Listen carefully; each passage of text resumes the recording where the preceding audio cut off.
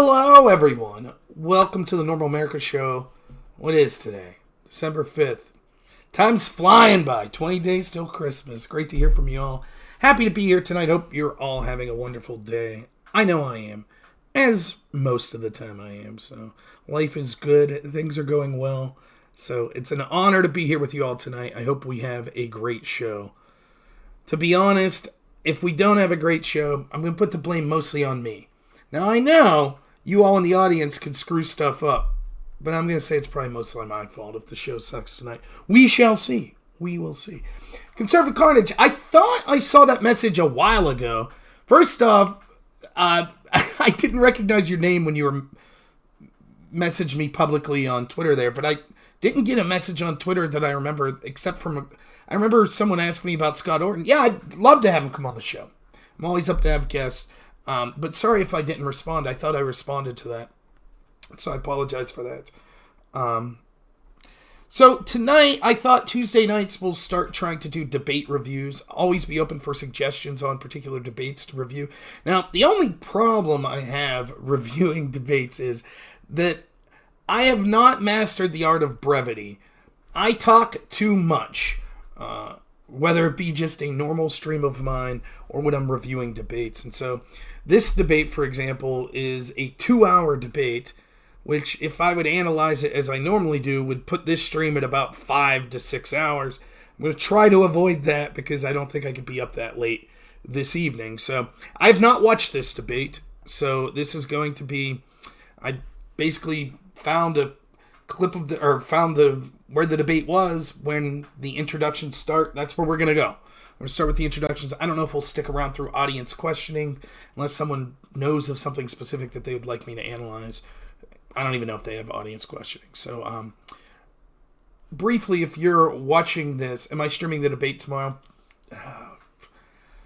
I don't know. No, I'm not going to be. I hate live streaming debates. I want to watch the debate.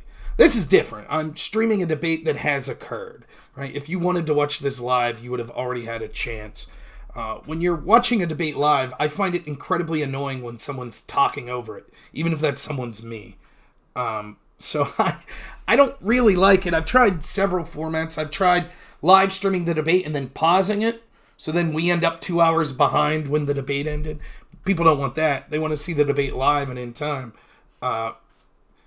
Yeah, the lefties don't want to debate me anymore. I know, I miss it too. Debate streams are the easiest. It's easy content, man. I prepare exactly zero. I come on, I crush people. Simple. Really easy. Hopefully the debate streams are easy too. 2 hours of Destiny looking Biden's boots. I guess we'll find out. So why, if you're just tuning in, if you're watching this in retrospect and somehow you found your way here and you don't know who I am, why am I someone that you should watch reviewing a debate? I think I'm one of the best conservative debaters on Twitch. Even if you disagree, that's fine. I was also a pretty good moderator, I think, moderating these sort of panels and one-on-one debates and things like that. So I think I'm good at both ends of those. I also was a collegiate debater in the style of policy debate. I qualified for the national debate tournament. Was probably a top 50 to 100 debater in the country when I debated. Now, having said that, let me be quite clear with you. Being in the top 50 or 100, I'm still far below like the top 20, 30 people. I wasn't really in their league. But I was pretty good. I was a pretty good debater, and I also was a debate coach and judge after that. And I've probably judged collegiately hundreds of debate rounds. So puts me in a position, I think, maybe a little different than most of the people you see analyze these debates. I'm not going to be analyzing it necessarily like in a style that you would a collegiate debate. My goal in doing these things is to give my honest opinion on which side of the argument I think is correct, but also, more importantly, who I think is doing a good job arguing their side. So I make no qualms about outing my own biases. I certainly despise the establishment. I despise Joe Biden administration. I despise the Democrats. I also hate the establishment Republican Party, but at least there's a handful of Republicans that aren't completely abysmal. So that's where I'm at. I find the corruption to be rife within our system, so I have bias going into this. And if you're watching and you're, in this case, a fan of Destiny and I'm criticizing Destiny, it's okay for you to say, well, Rob's just doing that because of his bias. However, I'll tell you straight up, I think Destiny's a competent debater. I also like AJW, Actual Justice Warrior Sean. I think they're both good debaters, so I'm actually looking forward to this. Again, my bias will be tending to lean towards Actual Justice Warrior side, but I'm going to try my best to call balls and strikes when I think one side has a good point or the other does, and try as best as possible to limit my bias. It's impossible to eliminate your bias, so hopefully I'll be able to limit it to make me, at least somewhat of a reliable, person to look at this debate. The topic, I believe, is just sort of, this was an in-person debate hosted by Modern Day Debates. And James, I believe, is the host and moderator for Modern Day Debates, the person who owns that channel. It was in person a few weeks ago, 3 or 4 weeks ago. I believe the topic is just quite simply which presidency was better, the Biden administration or the Trump administration. Now, I've had this debate with Destiny in the past. I thought I did quite well, but we'll see. Maybe Actual Justice Warrior did much better than me. Maybe Destiny researched from that point, and now he's going to crush Actual Justice Warrior, or what's most likely to happen is maybe somewhere in between. So that's it to get started. So what I would like to do is I want to thank Destiny and Actual Justice Warrior, even though I didn't get either of their permissions to review this debate. It's not really customary. I assume it's on Actual Justice Warrior's channel, so special thanks to him. I want to make sure that you go to both of their channels if you would like what you hear, or even if you dislike but just enjoyed the argument. Please consider going both their channels. Don't worry, they're both way bigger than me, so they're not going to care. But there's the link to this actual debate on Actual Justice Warrior's channel. So we're going to be watching it through his channel. So the link's right there. I will be pausing when I think it is necessary. I'm going to be running the speed at 1.25 speed to try to get through this, so we're not here all night. So let's do it. Remember, I haven't heard this debate yet, so... Wait, real quick. You emailed us a list of a bunch of questions. What is our opening statement? What do you want it to be about? Just the general topic, or? Exactly. Yeah. Okay. Maybe just like your top 3 reasons. Let's say your top 3 reasons. Sure, we'll go. Do a few. What do I have? 30 minutes for this, or how long? Because Jesus. First of all, I would like to. Thanks for the song. I would like to honor my debate partner, Sean, who has the position of defending the undefendable Donald Trump. So. I guess I'll focus on one area, although I imagine our talks will take us across a lot of different areas. When we're looking for who would be a better president for the next term, I think something that's important is to look for what are the things that the president can actually affect, and what are the records of both of these presidents so far on the things they can claim to affect. One of the areas that I'm going to fixate heavily on, because this is an area where the president can take point, is going to be, of course, foreign policy. Trump's foreign policy in almost every single regard was an unmitigated disaster. The photo opportunities that he had with North Korea, the lack of concessions that he gave from them, the discomfort of our allies in the region as a result from that, exiting us from the Iranian nuclear treaty that we are no longer allowed to re-enter, that we don't have any control over. Okay, so just to start with, when I debated Destiny and I gave the first opening statement on this, I isolated 3 areas that we could look at: domestic policy, foreign policy, and then sort of corruption scandals and things like that. So I don't think it's necessarily a bad move to try to hyper-focus on a specific issue. So he starts with foreign policy. I mean, it's funny he made a joke about defending the foreign policy or defending Trump being impossible. If we're talking foreign policy specifically, it doesn't matter what fancy words you use or what you try to claim. The world is far more dangerous and worse off under the Biden presidency than it was under the Trump presidency. It is just a fact. We're on the verge of World War III. It's just a fact. We have wars breaking out all over the place. We're historic low munitions in the United States.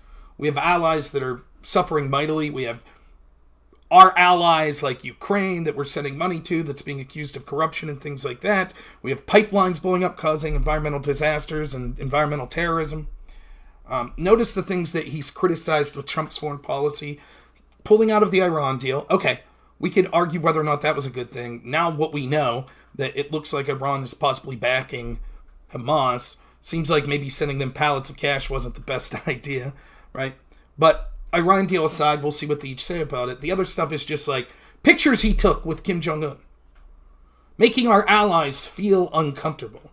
These are nebulous bullshit arguments that you hear all the time that like, oh, people were uncomfortable. The optics were bad. Well, no shit. When the entire establishment press is there to make you look like shit, Like, what were the optics of Xi meeting with Biden and meeting with Gavin Newsom? What were the optics when, right as soon as Biden got in, Blinken was meeting with his counterpart in China and didn't even bring up COVID or the COVID lab? What were the optics with that? You know?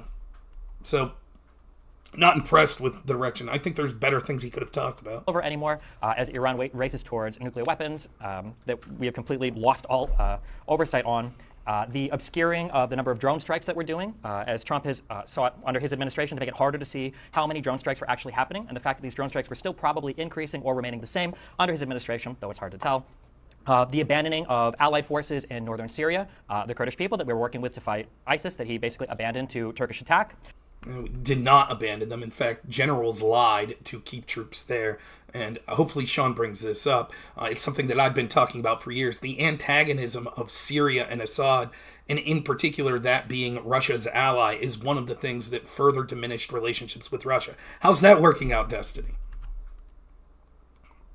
The lack of any real agreement made with the Taliban, the fact that when he did those round of talks with the Taliban, the Afghanistan army was not present, the Afghanistan army was not present, the idea that he kicked the can on the road, or he kicked the can down the road on those talks until the next administration so he wouldn't have to deal with it.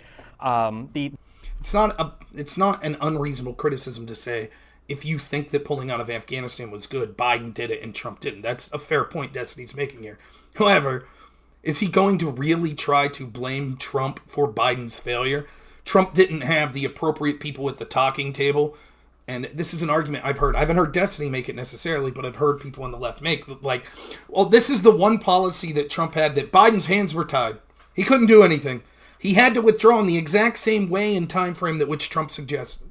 Forget everything else. Forget the wall. Forget all the other stuff that Trump wanted. Forget all the people that Biden fired that was with Trump. Forget all that. This one thing. Oh, if you think that withdrawal was a failure, it's all Donald Trump's fault. That's ludicrous. It's a reasonable criticism to say he didn't pull the trigger in his term for whatever reason. That's fair, right? But I'm, trying to argue that on the issue of Afghanistan that Biden was better than Trump is pretty laughable. The fact that he says that he would be the one to solve the Ukrainian issue, despite the fact that he did literally nothing about Russian occupation of Crimea. The fact that he was constantly antagonistic. It's not true. Actually, Trump was harsher to Russia than even I would have liked. Unlike the Obama administration, he actually sent defensive weapons like Javelin missiles to Ukraine.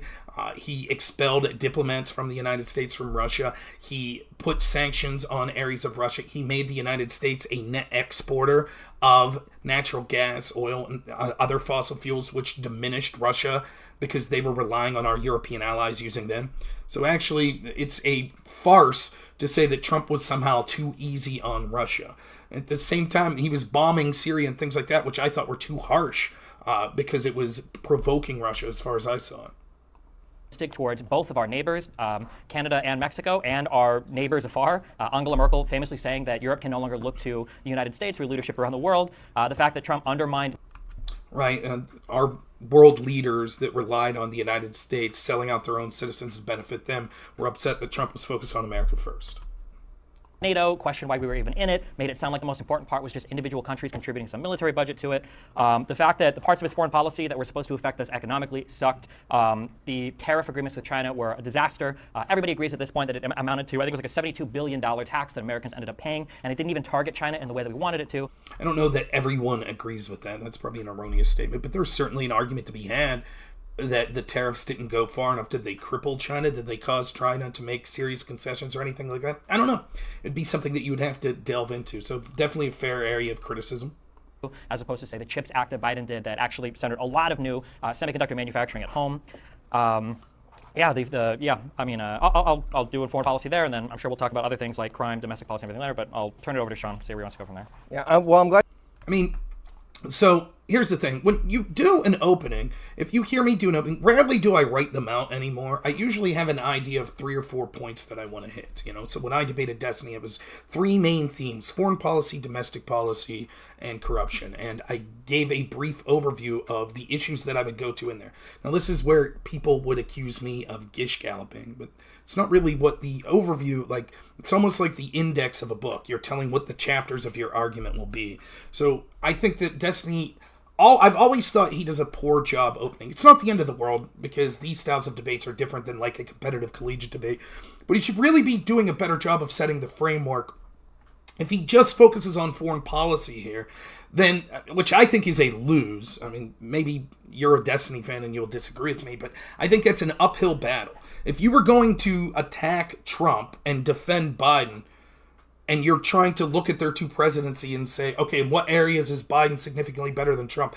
I don't know why you would fall on foreign policy. It just seems like a ridiculous uphill battle. So I think this is a strategic blunder from Destiny, because perceptually it looks like when he leads with foreign policy, it looks like he's saying, oh, well, this is the best thing, the biggest example I could see. And it's not too difficult to argue without having to get into the weeds, so that the average person, or a person who's investigated heavily both administrations, can see that the foreign policy of Joe Biden, the world has been far worse than it was under Donald Trump. And that's it. So I think that it's a blunder to only focus on one area and have that area be foreign policy, because perceptually it's going to be easy, I think. And again, I haven't watched this debate, but I think it'll be easy for Sean to tackle most of these foreign policy arguments, because even if you accept, okay, CHIPS Act good, tariffs on China bad, how about war in Israel? How about war in Ukraine? How about South China Sea, China aggressing towards Taiwan? How about energy prices going through the roof because of foreign policy and things that have happened? Those all seem to outweigh CHIPS Act and bad optics taking a picture with Kim Jong-un. How do you want to focus on what the president can actually impact? Because as of right now, with split government and likely we're not going to have a president, at least for the full term, with both chambers of Congress, it really is down to what the president can impact. Now, it's interesting that you would lead with foreign policy, because one president that we're talking about actually had a guy that had to be stripped of security clearances due to the fact that he was loyal to Iran, which was uncovered in emails in a recent scandal. This, of course, is Rob Malley, and Rob Malley was only the head of our side of the negotiations for Iran, and it turns out he was recruited by the Iranians years ago and was advocating for them. So in that particular point, I'd rather have somebody rip up a deal than put in an agent for the other side as the person to negotiate a new deal. As far It's a very good point, which I'll be honest, I wouldn't have brought up. However, I don't know that that's the best way to frame your opening statement. Your opening statement is your case to make in the affirmative why the side you're arguing for is better. When you start by saying, oh, he says this, but here's my answer to that, it's perceptually putting you on the back foot. So it makes it look like Sean's running defense here. It's a really good answer. When you look at the policy prescriptions that Destiny criticized, a lot of it had to do with, right, like just optics and things like that. You had Iran, you had failure to pull out of Afghanistan, you had Syria, trying to pull out of Syria, and what was the other things that you had, right?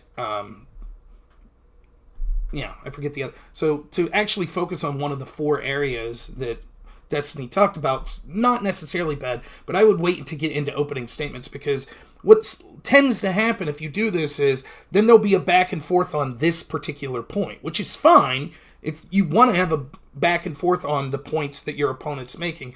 But if you start down that path without laying out your affirmative case first, oftentimes what happens is you don't get to your best arguments. You spend all of your time arguing back and forth on this. As what the president can impact, one of the big things that they can affect in our day-to-day lives is through the regulatory state. Now, Trump was actually the first real deregulator in American history. With just 20 regulations that he removed while he was president, just 20, the average American is estimated to have saved, in terms of income, $3,100. That's $3,100 in your pocket due to the fact that the Trump administration was using his executive power to pare down the regulatory state. This amounted to $220 billion in cost savings for consumers and for businesses. By contrast, our buddy Joe Biden has added $360 billion in new regulations, big ticket regulations, and compliance for this. Just the paperwork is 220 million hours. If you think that that is not impacting you economically, you got another thing coming. And speaking of economic impact, many of our major cities in this country have to deal with a migration crisis. Now, one of these candidates, even though the wall didn't get built, let's be honest, campaigned on building a wall. The other candidate campaigned on having asylum seekers rush to the border. Now, here's the problem. I'm in favor of asylum. Everybody should be in favor of asylum if people are in danger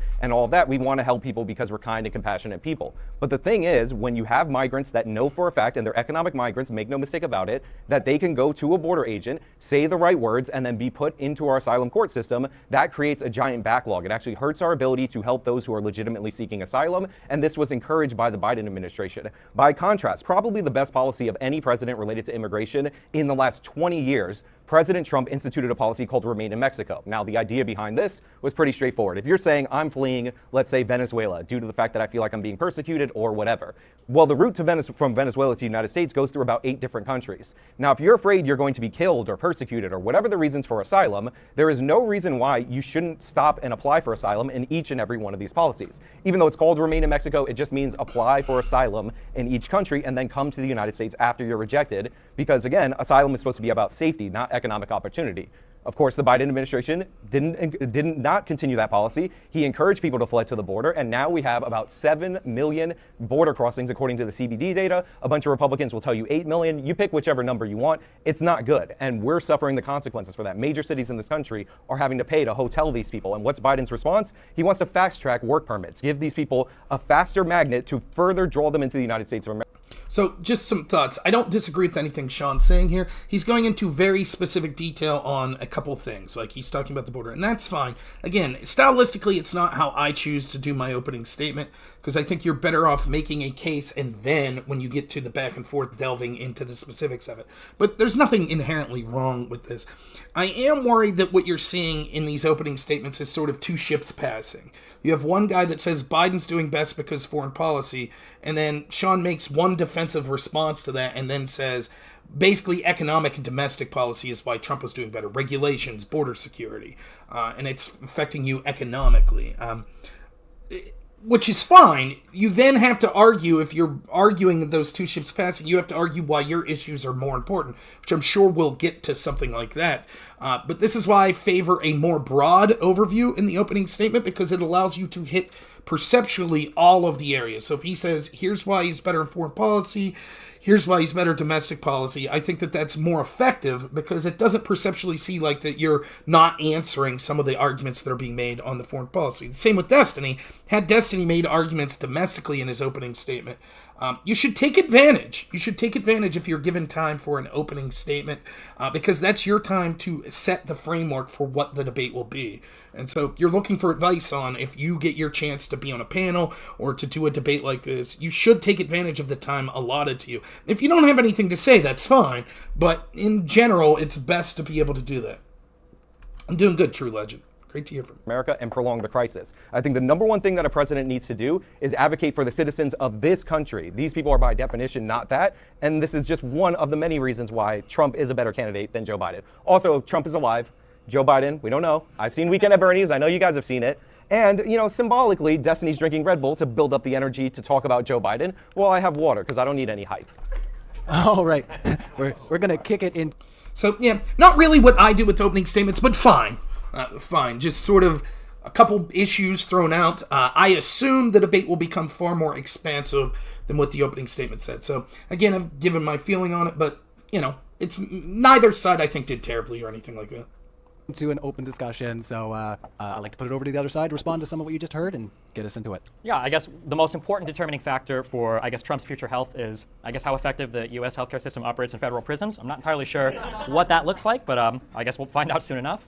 I'm going to be honest, I haven't even heard of the Rob Malley story with Iran. That might be one, particular person. Is this a person that was appointed directly by Biden? Yes, he was the person negotiating the new nuclear deal on behalf of America, even though he works for Iran. And by the way, there's other people that also have Iranian ties in that group. Sure, maybe Iranian ties. Do these people rise to the level of Donald Trump when he was running for election, literally choosing people like Paul Manafort, who was working as an unregistered foreign agent in Ukraine, or people like Flynn who were lying to the FBI in regards to contacts that they had with people in Russia? Does it rise to that level of making those types?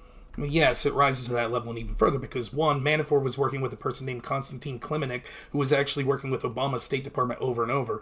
He was a Ukrainian that was favored by the Obama State Department to be someone that was an on-the-ground person giving them details about the complicated Ukraine-Russia diplomatic situation. There was no problem when people with the Obama administration were constantly reaching out to Konstantin Klimenik. Also, Manafort reached out to him literally just with campaign polling data, hoping to make an economic benefit for himself because he'd been in a business relationship with Klimenik in the past. This is something that you'll see quite frequently when it comes to establishment people, particularly the Democrats. They will meet and have dealings with people, And then if Trump people have dealings with those same people, they say, those people are Russians. Those people they're corrupt. You can't be talking about them. Such as the Russian lawyer, Veselnitskaya. Veselnitskaya meets with Trump Jr., and that was Trump Jr. meeting with a Russian trying to subvert our, elections and things like that. But when Veselnitskaya is literally hiring Glenn Simpson, who owns the law firm Fusion GPS, who Hillary Clinton is also hiring, no problem. Didn't have a problem with that. They're the ones that came up with the Steele dossier. Their client was literally the Russian lawyer. But I assume you won't hear Destiny talk about that, probably because he doesn't even know it and he wouldn't be curious anyways, right? Flynn, what did Flynn do? Tried to talk to Russians and tell them not to attack us, not to retaliate. So yes, someone actually working for Iran's interest, who's proffering a nuclear deal, is more serious than those two things, easily. Types of personal choices. Do you think Biden is choosing those people in particular? I mean, first of all, Flynn was allowed to speak to the Russians. He was an incoming person who was going to be on national security. Manafort worked for the campaign. Should he have registered as a foreign agent? Sure, and he was Chuckles, thanks for the sub. Thanks, Aftershock. I didn't see that. Thank you. prosecuted for that. But again, we're talking about the person negotiating with an enemy nation. No, Sean screws up already. He can see. Now, granted, he probably doesn't know the facts of the Manafort situation, but by conceding, he should have been prosecuted for that, it's nonsensical. Absolute nonsensical. And on this nuclear deal that you seem to want to praise, but he works for the Iranians. And has been stripped of all security clearances. Sure. So if Flynn was allowed to negotiate with the incoming, as an incoming part of the administration, I don't know why he lied to the FBI then about his conversations. Maybe you should talk to him about that. I mean, it could be a perjury trap. Who knows? Also, I've personally gone through the actual FBI 302s with Destiny. I had him read the entire thing, in which Flynn admits in the FBI 302 that they used him to charge. He says, I don't know, that conversation could have happened. So it's not a lie, as Destiny knows. Again, I, until 2, 3 in the morning, sat with Destiny and read these 302s. He read them. He read them. So he knows he's talking out his ass. But it doesn't matter, because this is what so many people on the left like to do. Once the narrative is set, that's it. How many times have I debated someone with the drinking bleach hoax or the Nazis are good people hoax, and you'll instruct that person why they're wrong, and then they go, okay, and then they leave, and then the next day they're saying the same thing. That's what Destiny's doing here. But obviously Sean wouldn't know that Destiny's had those interactions. I mean, I don't think anybody made him lie if you actually read through any of the testimony related to that. Do we think that, I'm curious, on a broad macro perspective, if we look at the approaches that the presidents have taken to foreign policy, do you think that Donald Trump was better at shoring up support for America internationally, or do you think Joe Biden has done a better job for that? Well, there's two things. There's one, there's like, are you well liked by like Angela Merkel and all these European leaders? And they're on the flip side, you have something like the Trump administration sending more weapons to the Ukrainians than the Biden administration, and the Biden administration not realizing that Vladimir to the way he viewed Obama during the Crimea annexation as somebody who wouldn't do anything, which likely is one of the factors that played into his decision to invade Ukraine. So, the Trump, obviously he talks like a goofball and all that, but he tends to appoint people to do the policies, and because he's not particularly interested in individual policies, he's more interested in negotiating and like the whole process of being president, they tend to do a better job. Biden, on the other hand, is just not even awake. What if Now, one of the things I do want to give Destiny props for, if you ask yourself right now, at this point in the conversation, who's leading the direction of the conversation? Destiny is doing a good job. He sort of grabbed that brass ring coming out of it, and he's taking the questions to the areas he wants, which is fine. I've been in that boat myself where you don't guarantee, there's no official turn order, anything like that.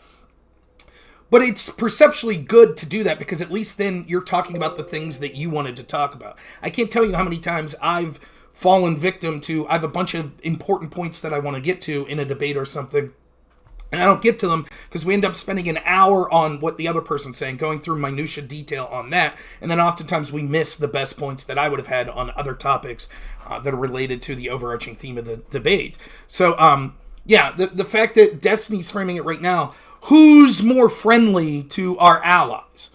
And I think Sean could be doing a much better job of just being like, listen, he says like, okay, sure, but it's friendly, but look, Biden's not really doing anything, and how are our allies feeling now that, like, Israel's on fire and Ukraine's on fire and all these places? Sucking up to our allies that are going to be our allies regardless seems less important than emboldening our enemies, which is what Joe Biden's done. And no matter what Destiny says about, oh, but things were really friendly, Joe Biden's really friendly with Angela Merkel. Yeah, how's the world? How's the situation on the ground?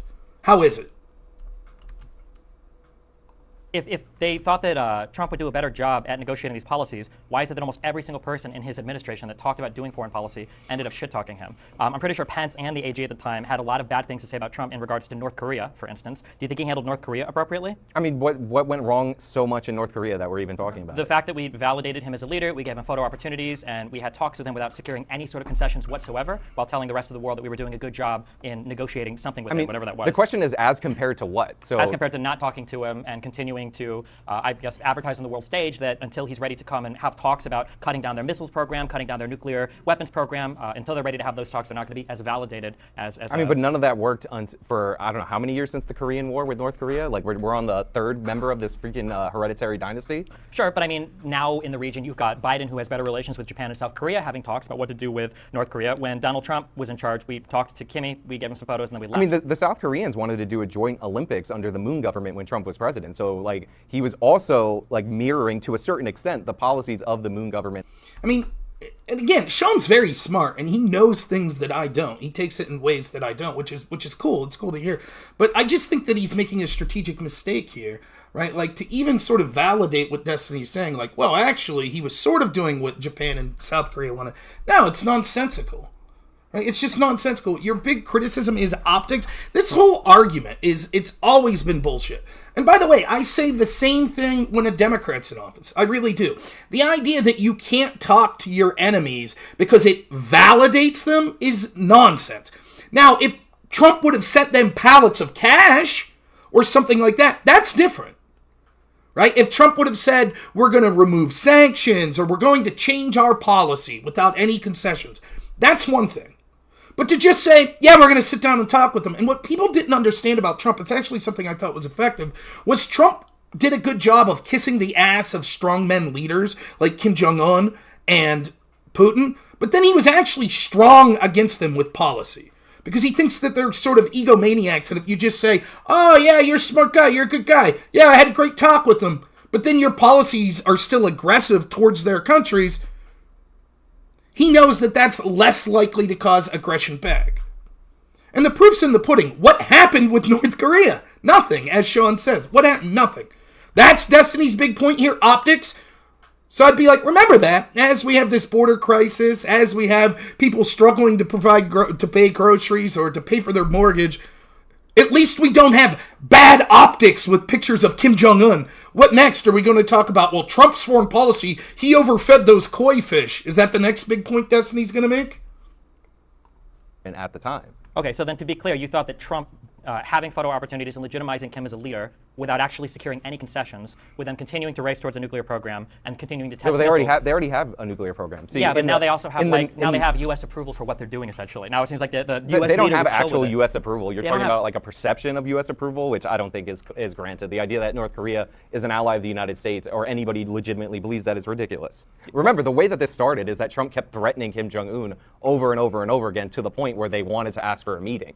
Because we tried this like posturing in the same way that we did for, again, since 1950, whenever the Korean War had a ceasefire, because it never technically ended, and it didn't get us anywhere. Like, now we actually had an opportunity. We sent our best diplomat, Dennis Rodman, over there. He plays some like dope basketball, and like, it is what it is. Yeah, but I don't know why we think that we did anything when this was, I'm pretty sure, the first time a North Korean leader is at a photo op, a handshake, and Jesus Christ, a fucking salute from our president. I don't know why we just hand wave that and say he was trying something. He didn't try anything. All he wanted was, and this is going to be a theme for all of Trump's administration, the only thing he wanted was a photo op. That was it. There was no diplomatic plan there. All we did was enrage or anger our allies in the region. And you can say that, who cares, it's just a photo op, but he's the president of the United States. Who's enraged by that? Again, the Moon government at the time was very friendly to North Korea. He crossed the DMZ zone during the Olympics. Like, remember, they were hyping his sister as I understand girl boss dictator in the media. Yeah, we have the Olympics story, but tensions at the time were not good because shortly after. I mean, again, we're literally, look at and I think Sean, again, hopefully he brings it back to this, but Destiny's doing a good job of controlling the direction of this debate. literally we're talking, things could have been bad. The optics were such that they could have been bad. I mean, it could have been like one of our allies in the region were invaded. Oh wait, that shit happened under Biden. Twice. It happened under Biden twice. So saying, oh my God, I mean, this is how absurd. And you can hear that these are just straight, nonsensical establishment Democrat talking points. The optics of Trump talking to a hostile leader, the optics of that with no concessions. Oh my God, the optics are terrible. Our allies were infuriated. Really, what our allies do? Did they leave us? Did they become friends with North Korea? Did they say we no longer want to deal with the United States? Was that what happened? Even if he's right that it was just Trump's pure ego to want a photo op, I disagree with. I think Trump thought that he would be able to sort of kiss the ass of Kim Jong-un and cause him to be more friendly, start to break down, barriers to have some sort of relationship in the future. That's my gut feeling of what was going on. But let's concede for a second that it's just Trump being an egomaniac and wanted a handshake, a photo op. And what was the net result? Nothing. How's Biden doing?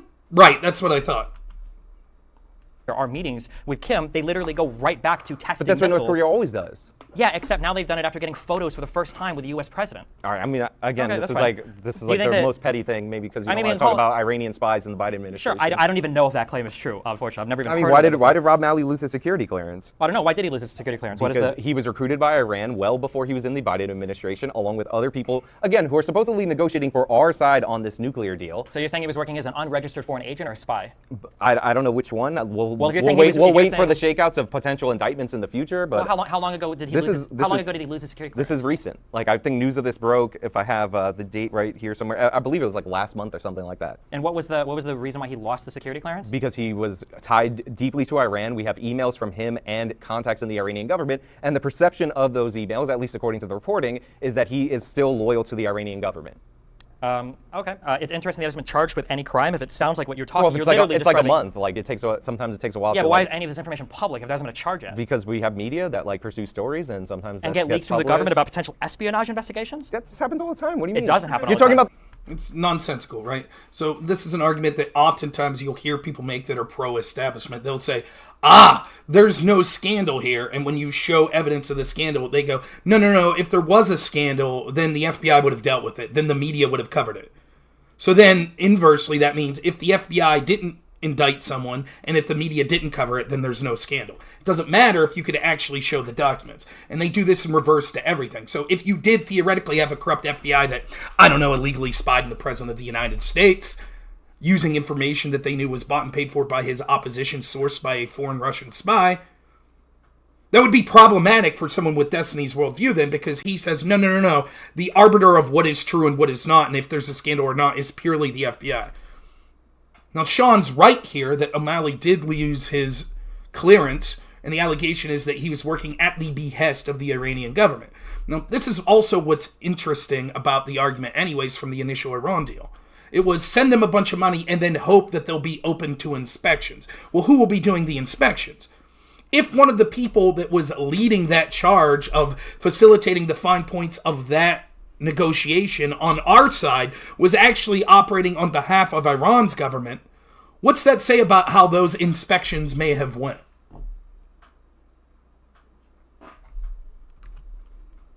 The Trump administration, think, everything was Sure. leaked in I the don't have Trump information about that story. administration. I don't think any of that story is true, but I guess All right, we'll if you find say out. so. I mean, either he lost his security clearance or he didn't. Like, this isn't up for Well, you debate. can lose your security clearance for a variety of reasons. You can lose a security clearance for not declaring that you're friends or in a relationship, for instance, with somebody from a foreign country. Or you could lose a security clearance for a whole host of different reasons that don't involve actual espionage of the United States. Well, I didn't say, first of all, you brought up espionage. I didn't say he would be charged with espionage. Again, that came out of your mouth. I just told you what happened, and it's an ongoing developing story. Okay. Well, I think that the ongoing developing story of somebody losing a security clearance that was involved in Iranian nuclear or some sort of Iranian negotiations, I don't think it's quite as bad as Donald Trump exiting us from the nuclear Iranian deal that was allowing us to keep tabs on their nuclear program. I mean, that deal was crap, and we had a very similar deal with the North Koreans, since you brought them up back in the 90s under Clinton, and obviously that did not prevent them from developing a nuclear weapon. I don't think we had a deal with the North Koreans that allowed the United Nations into their nuclear facilities to do constant inspections. I don't know the specifics of the North Korean deal, but like these kind of deals don't tend to work. You also had Ben Rhodes. Wait, this deal was working for Iran. It literally was working. Yeah, it was working for Iran. That's the problem. It was working for the whole world because we were preventing Iran from approaching a nuclear weapons program. I totally disagree. Okay, the UN disagrees with you, but okay, that's fine. What do they know? Also, in terms of foreign policy, I mean, look at what is going on in the Middle East right now. Like President Orangeman, you could say whatever you want about him, but he made it pretty clear that Israel is our ally after, I don't know, 20 presidents, that's an exaggeration. After 4 presidents promised that they were going to recognize that Jerusalem was the capital of Israel, Trump actually did it. And then, weirdly enough, even though we... Who said Destiny's supposed to be pro-Trump in this debate? I haven't heard that anywhere. I think it's quite evident from the outset that he's pro-Biden. I don't think anyone would have been confused to hear him be pro-Biden in this debate. So I don't know where you're getting that he's supposed to be pro-Trump. And it seems like Sean was willing to argue the pro-Trump side, so it doesn't seem like he was shocked that he was on the opposite side. Well, they must have mistitled the video then. We were told by the media for years that making peace between Israel and Palestine was the key to working out recognition and all these things with the Arab world. It turns out that not doing that, standing firm with your ally, actually made that clear that that was off the table. And then we started to see recognition deals from these nations of Israel, our ally, during the Trump administration. And the wonder kid that everybody made fun of because he was put in charge of 25 million things, not my favorite person, Jared Kushner, actually did negotiate pretty well on behalf of our ally. So I'm pretty sure Donald Trump moving the embassy to Jerusalem has been lauded as a catastrophic decision because he did it for literally no reason other than to antagonize the Palestinians in the region, which, as we can see, hasn't moved as Can I ask you a question? Where is the capital of the United States of America? D.C. All right, and like who decides that? I'm just curious. Sometime in the founding of our country. What do you mean? Who decides The that? United States of America would decide where their own capital is, right? Sure, yeah. So like if Canada didn't recognize that our capital was D.C. and they said it was, like Is Canada like currently Cle- like occupied Cle- territory like from the United Cleveland or States? something? Like Sure. would it be weird if all of our It's a dumb argument on Destiny's part, too. And this was an argument that we heard at the time. Moving the embassy to Jerusalem would be this catastrophic failure. Nothing happened. It wasn't a catastrophic failure. The idea that we couldn't move that embassy because terrorists would be upset and kill people because the location of the United States embassy moved was always a point against the terrorist. You don't say, oh, well, we're afraid to move that because the moving of the location of this building will be bad. The problem is, the Biden administration directly facilitated places like Iran and Hezbollah, which they themselves admit they're not sure if Iran and Hezbollah actually helped fund Hamas. There's reporting that it is, reporting that it isn't. Nonetheless, it could see that there was an emboldened attack by Hamas when Biden was in office as opposed to when Trump was in office. And to try to make it seem like, oh, it's because Trump moved the embassy years prior is nonsensical. It's absolutely not. There is no proof of that whatsoever. Just because a bunch of left-wing people from CNN or in the Biden administration that Destiny might listen to says that, you can't just... I'm pretty sure everyone agrees that moving the embassy was a catastrophic failure. Really? Can you show me what the repercussions of that was? Is it your argument that they waited 3 years and say, now we're going to attack because you moved the embassy? That's the argument? When in reality, as Sean said, what we saw was historic peace deals breaking out from Arab countries and Israel. of all of our allies recognize what Canada said, or should they recognize what we declare our capital as? Because Israel has declared their capital as Jerusalem.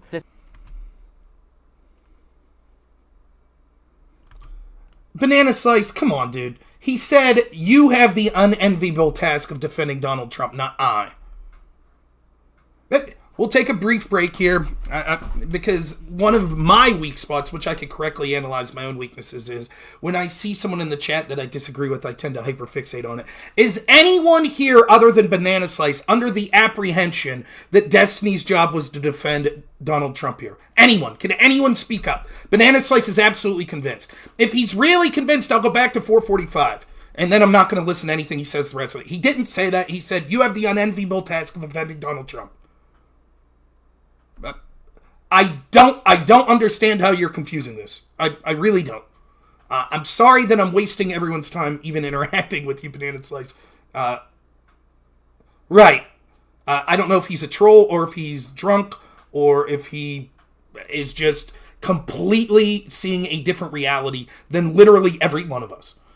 There has been no misapprehension anywhere that Destiny was here to defend Donald Trump. He doesn't do it on his channel on a regular basis. I've debated him on this exact topic. He defended Joe Biden. It was clear that Sean intended to defend Donald Trump and that he thought Destiny was there to defend Joe Biden. So I don't understand where this confusion's coming from. I just have no clue. So I'm just going to ignore you now, Banana Slice. Thanks. This is about recognition of your ally. Yeah, does Canada and like that own, seems like a basic thing that you should honor. Does Canada own any part of Washington, D.C.? I don't know. Does Palestine own anything? Is it even a country? Okay. So the whole point of that is that it's contested territory. That's why recognizing Jerusalem as the capital is probably not a good idea, because who even owns Jerusalem? It's a great idea, because if you're aligned with the country and they're telling you this is their capital, you can either recognize it like you would for a country that you're aligned with, or play this game where you're like, okay, we're all going to promise it and then not actually deliver on it.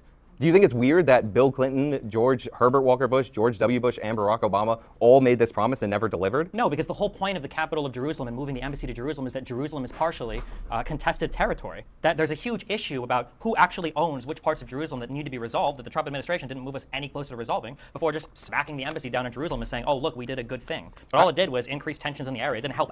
It didn't increase tension. So I don't think it did anything.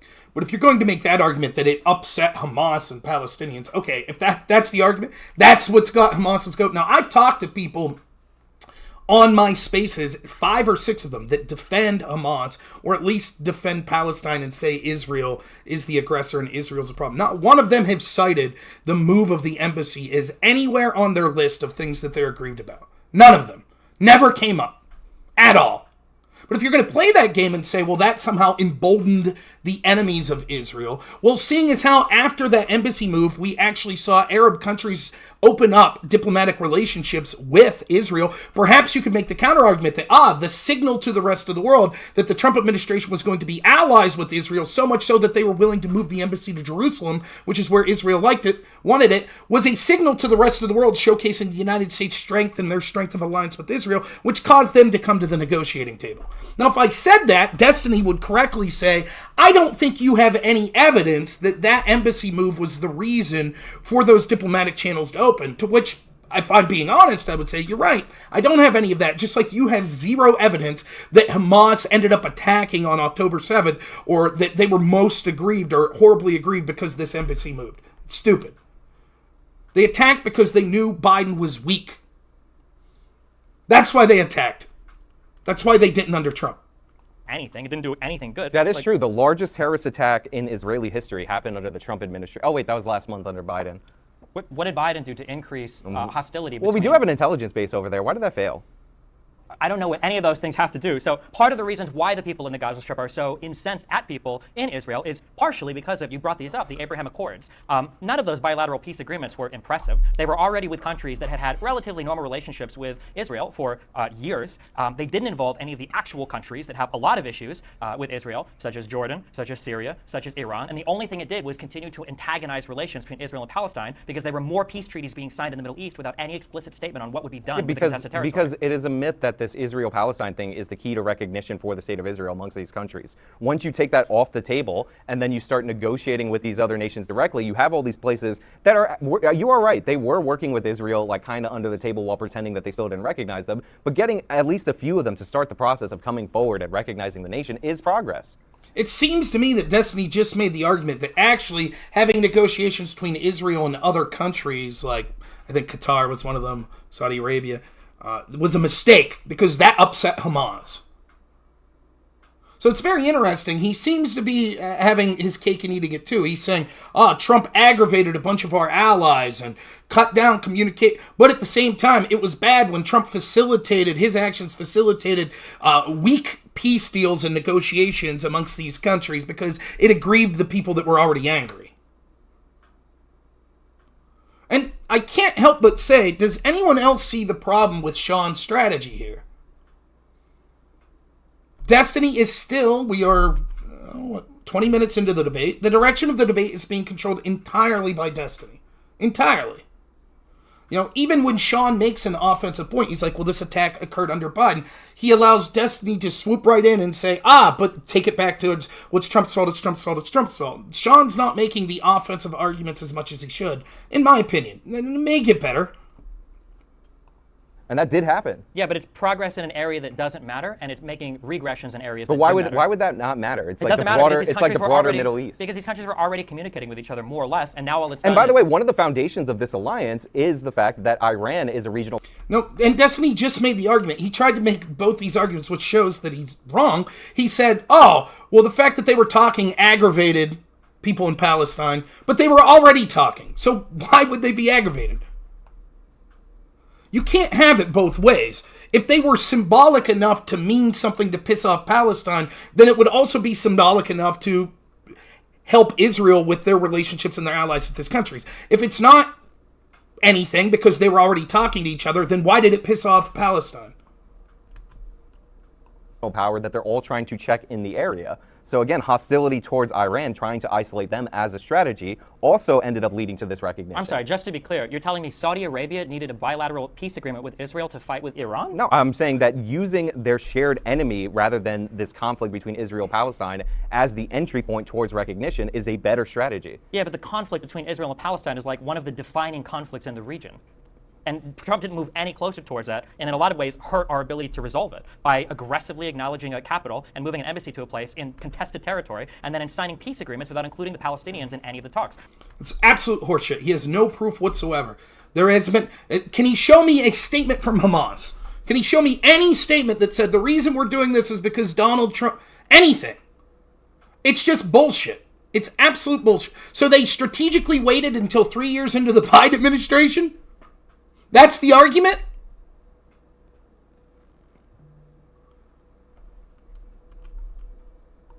The same way that he did the Doha agreements with the Taliban without including the Afghanistan government. The same way that he agreed to pull out of Syria without consulting any of the Kurdish people that were about to be mowed down by an invading Turkish force. But why would, again, I need to negotiate with the Palestinians to talk about this alliance that you're building against Iran? Because Israel-Palestine is like the contested territory. Yeah, in the Middle that East is a contested territory. You realize that you can walk and chew gum at the same time. They could have this issue, this border issue that is over here, but the main issue is that these countries are all natural enemies of Iran, and you're trying to build alliance to counterbalance that. No, like, you're one not. has Nobody nothing to do cares. with the We're other. not trying to build an alliance to counter Iran in the Middle East. That's just not. What are you talking about? Have you ever seen the map of like all the bases that we have surrounding Iran? How like, long have those bases existed? Since the Cold War? Do you think why we're are we gonna fight trying against to? Iran? Why are we? Against the Soviet I said Union? counterbalance. Why are we trying to negotiate a nuclear deal even under the Biden administration with Iran if we're not trying to keep them in check? Because anti-nuclear proliferation is one of like the stated goals of the entire world at the moment. So we try to discourage essentially everybody from approaching nuclear weapons. So your position is that we're not trying to keep the Iranians in check as a foreign policy goal that transcends a bunch of different administrations. My position is that if we wanted to prevent Iran from approaching nuclear weapons, the best way to do that was through that joint plan of action, the Iranian nuclear deal that Donald Trump pulled us out of. That's a nice way of not answering the question after you're saying that we're not trying to limit Iran. No, I don't think we're trying to build a coalition against Iran in the Middle East. What are you talking? Of course we are. We're trying to have a check on Iranian expansion. Of course. Destiny's just wrong about this. That is a foreign policy goal that's gone through many administrations. Some people would criticize that and say that we've been too antagonistic towards Iran. But, yeah. We are. Where is Iran expanding to? Well, right now they're expanding their influence into Iraq, or do you deny that? That they have a lot of influence in the new Iraqi government? Yeah, but the way to do that is to build military alliances? Yes. Okay, I disagree. Wait, hold on. Let me just ask you a question, right? Yeah. Okay. So do you think, as a strategy, I don't know, against, let me just make up a country that might like want to aggress, as a strategy against like Russian aggression, that we could have an alliance like a North American like alliance, like something like NATO, and that would be a check against Russian expansion in the future if you just align those countries militarily? NATO was created to counter the Second World, not one country. The Second country. World, like multiverse? Like, what do you mean?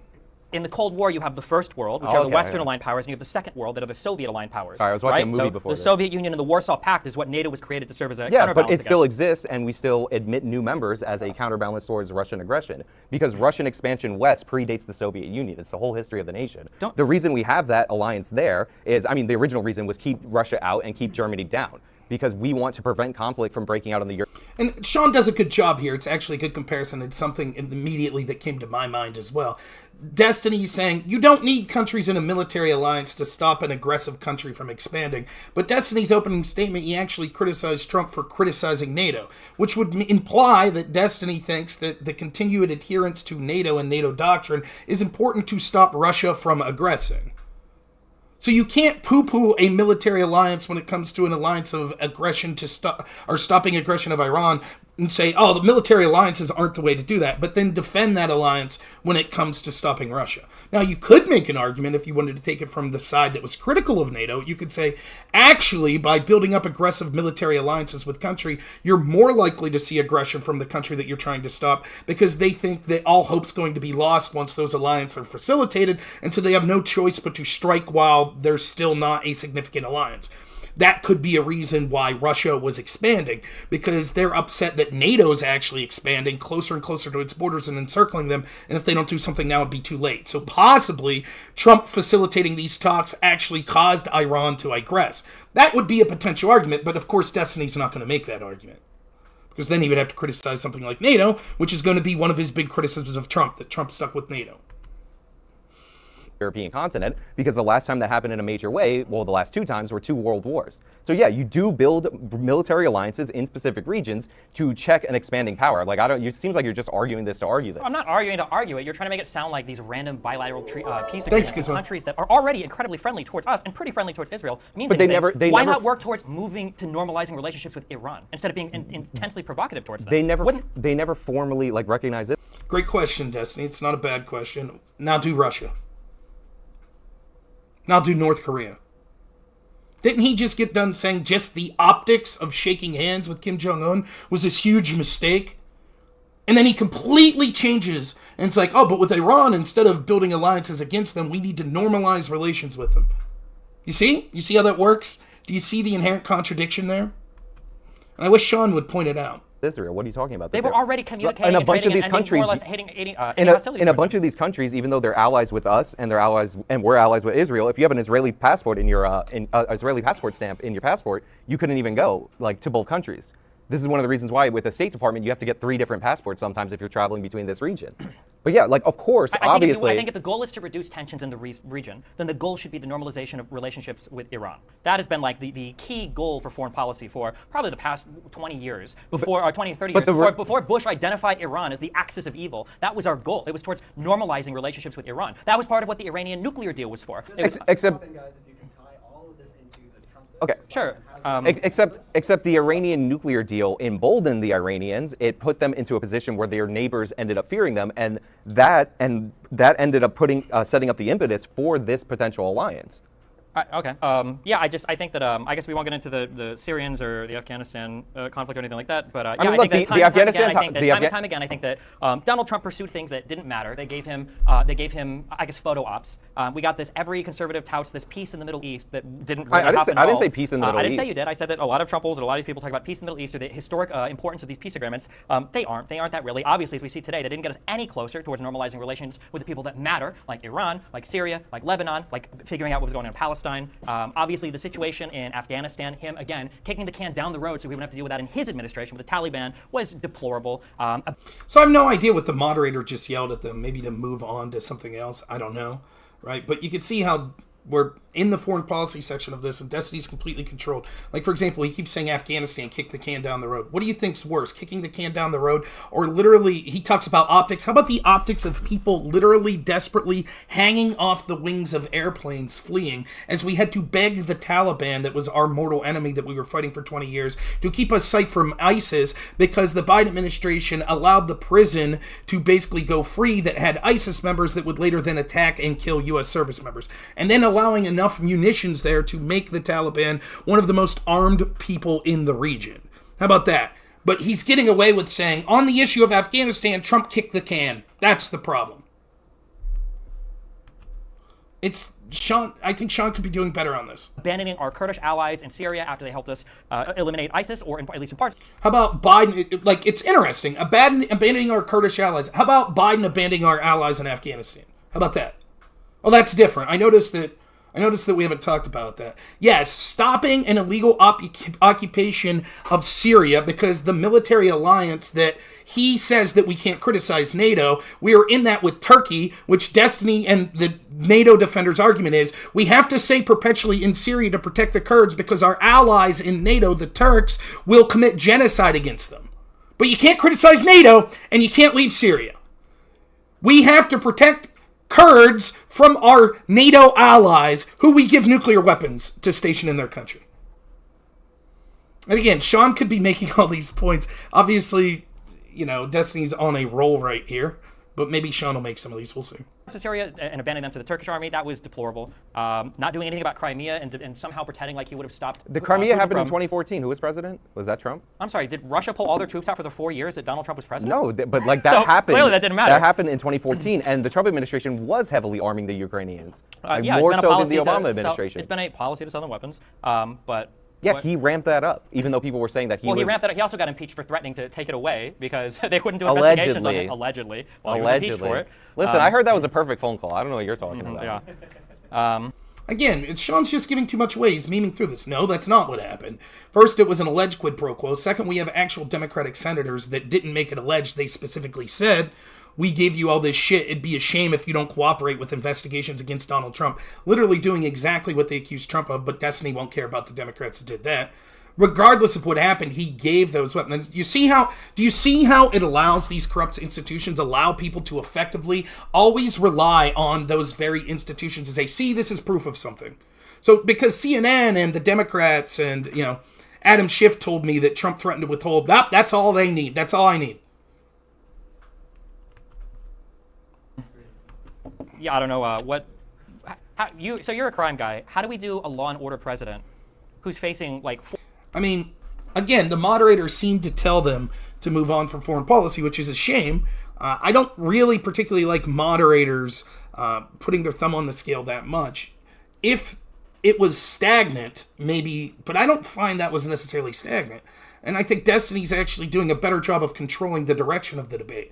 Sean is constantly on defense on foreign policy.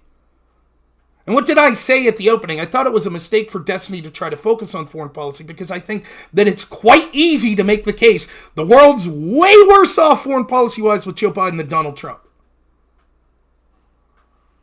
So the fact that Destiny gets the first and last word on there, and that's Sean's fault, and sort of escapes by making all these points to make it look like, it was just Sean on the defense. I think that's a huge strategic blunder for Sean there.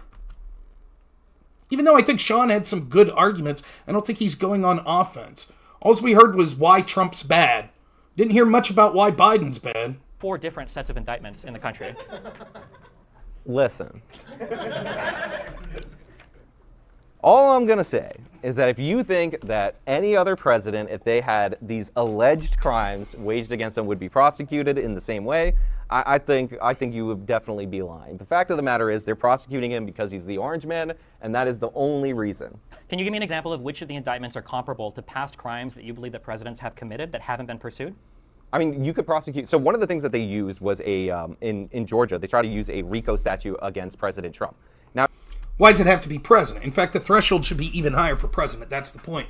So I don't even necessarily have to point to a president. I could point to people that are lower that have committed the same crimes, if not worse, and actually weren't prosecuted to the same level. For example, I could point to the first case, the Stormy Daniels, paying off Stormy Daniels. That's a campaign finance violation. Allegedly, he didn't pay, or he didn't mark down that by paying off someone who was blackmailing him, that was a campaign finance contribution. He didn't put that. We know Hillary Clinton's team lied about working with a Russian spy named Igor Dushenko to help compose the Steele dossier, which she used as campaign opposition that was used by the FBI to spy on Trump. She did not file, nor did the DNC file that they were paying for that. They were given a slap on the wrist. Why weren't they charged with a crime? Or how about the idea of obstruction of justice in the Mar-a-Lago case, that he had illegal documents at home? Well, we know Hillary Clinton had classified documents at home, and he allegedly told people to destroy them. Well, we know Hillary Clinton's team not just alleged, but actually did destroy subpoenaed evidence, unlike with Trump, who there's no evidence whatsoever that he destroyed any subpoenaed evidence. Were they charged with crimes? No, they weren't charged with crimes. We know when it comes to the mishandling of classified information, we see another president right now that did it, Joe Biden. We see that he did that, and yet we don't see those charges being brought against him. I wonder why. The idea of incitement, we could see several people that have done exactly what Trump's done with the idea of incitement, except even worse, such as Kamala Harris pointing out a bail fund opportunity to fund the bail of people that were committing terroristic acts in places like Milwaukee after the George Floyd protest. We see people like Chuck Schumer saying that Supreme Court justices like Brett Kavanaugh should reap the whirlwind because he had the temerity to actually follow the Constitution in the Dobbs decision and say Roe v. Wade was horseshit. We actually saw that result in an assassination attempt, yet none of them were charged with inciting violence. Yeah, Lori Lightfoot saying that they had a call to arms.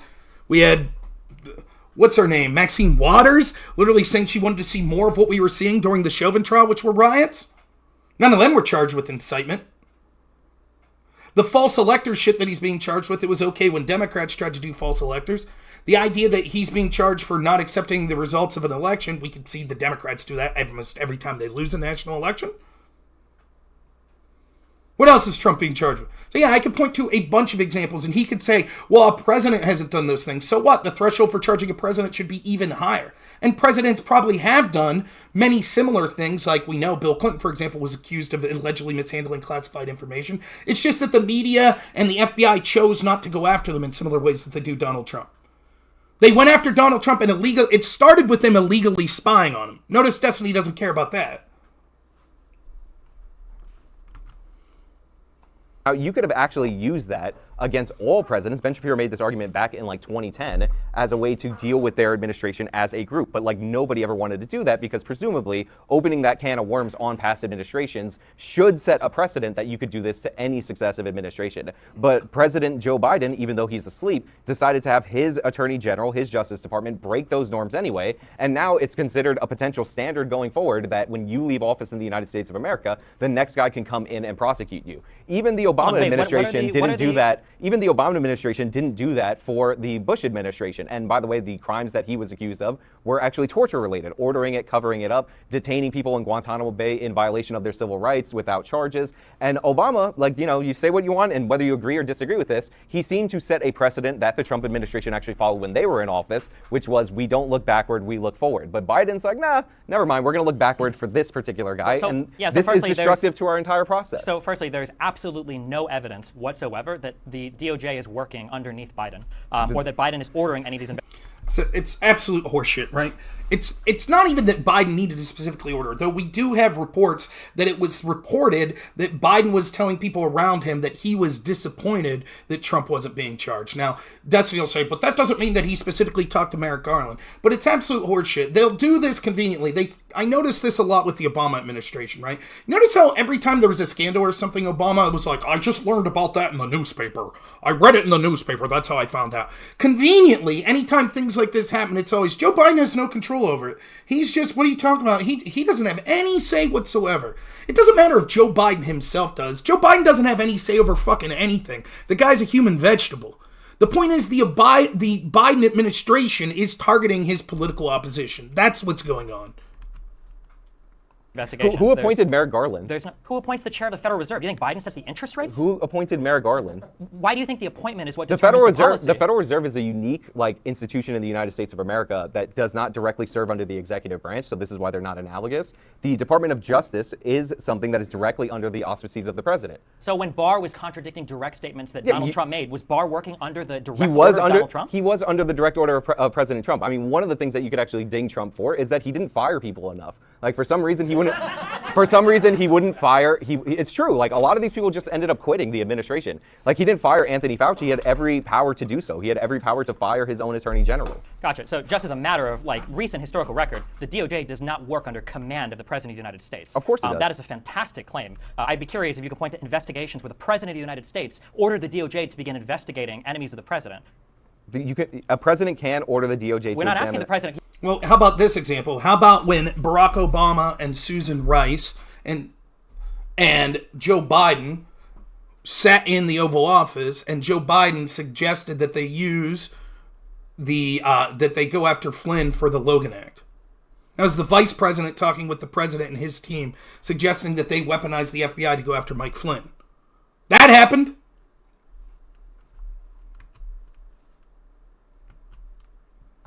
Oops.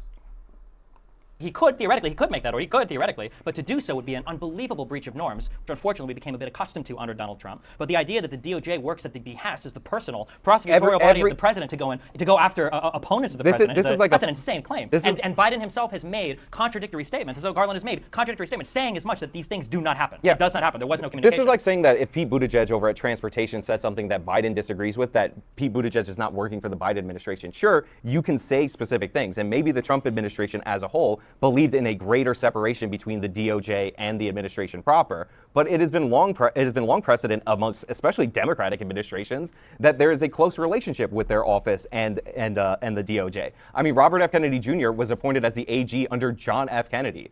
Eric Holder was called Barack Obama's wingman. Barack Obama would speak about a particular case. William Barr was called Donald Trump's sword and shield, and in the end, he was one of his harshest critics. Now you're contradicting your point. I'm not my point is literally that the Attorney General and that the Department of Justice, especially in politically charged investigations, along with the rest of our intelligence community, is supposed to work with some level of separation. Otherwise, why would it have been a big deal for Donald Trump to pull in Comey and have conversations? Couldn't he just order the FBI to stop an investigation? Couldn't he just order the CIA, Christopher Wray, to not look into things? Of course not. The idea that these... Yes, he can do that. He could be impeached, but he legally has the power to do that. Nonetheless, Destiny's making a point that's sort of nonsensical here. You know, again, it's something that Destiny's doing very well in this debate. He's bringing up things that are basically not important whatsoever and hyper-fixating on it.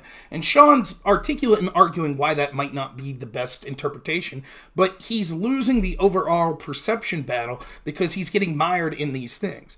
It's very simple. One, we have evidence that Joe Biden privately said to people that made it to the press that he wanted Trump prosecuted. So it'd be absurd to think that, you know, that Merrick Garland didn't see that. And secondly, it's irrelevant anyways. The way these things happen, such as, I've talked about this a lot, Barack Obama didn't need to go to Lois Lerner at the IRS and say, I want you to target conservative groups and Christian groups that are 501c3s for audits. I want you to... He didn't have to say that.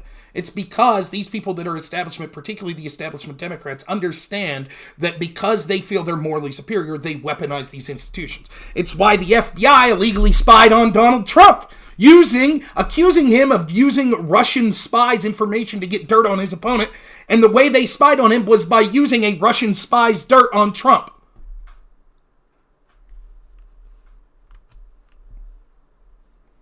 Sorry, it's taking a little while to...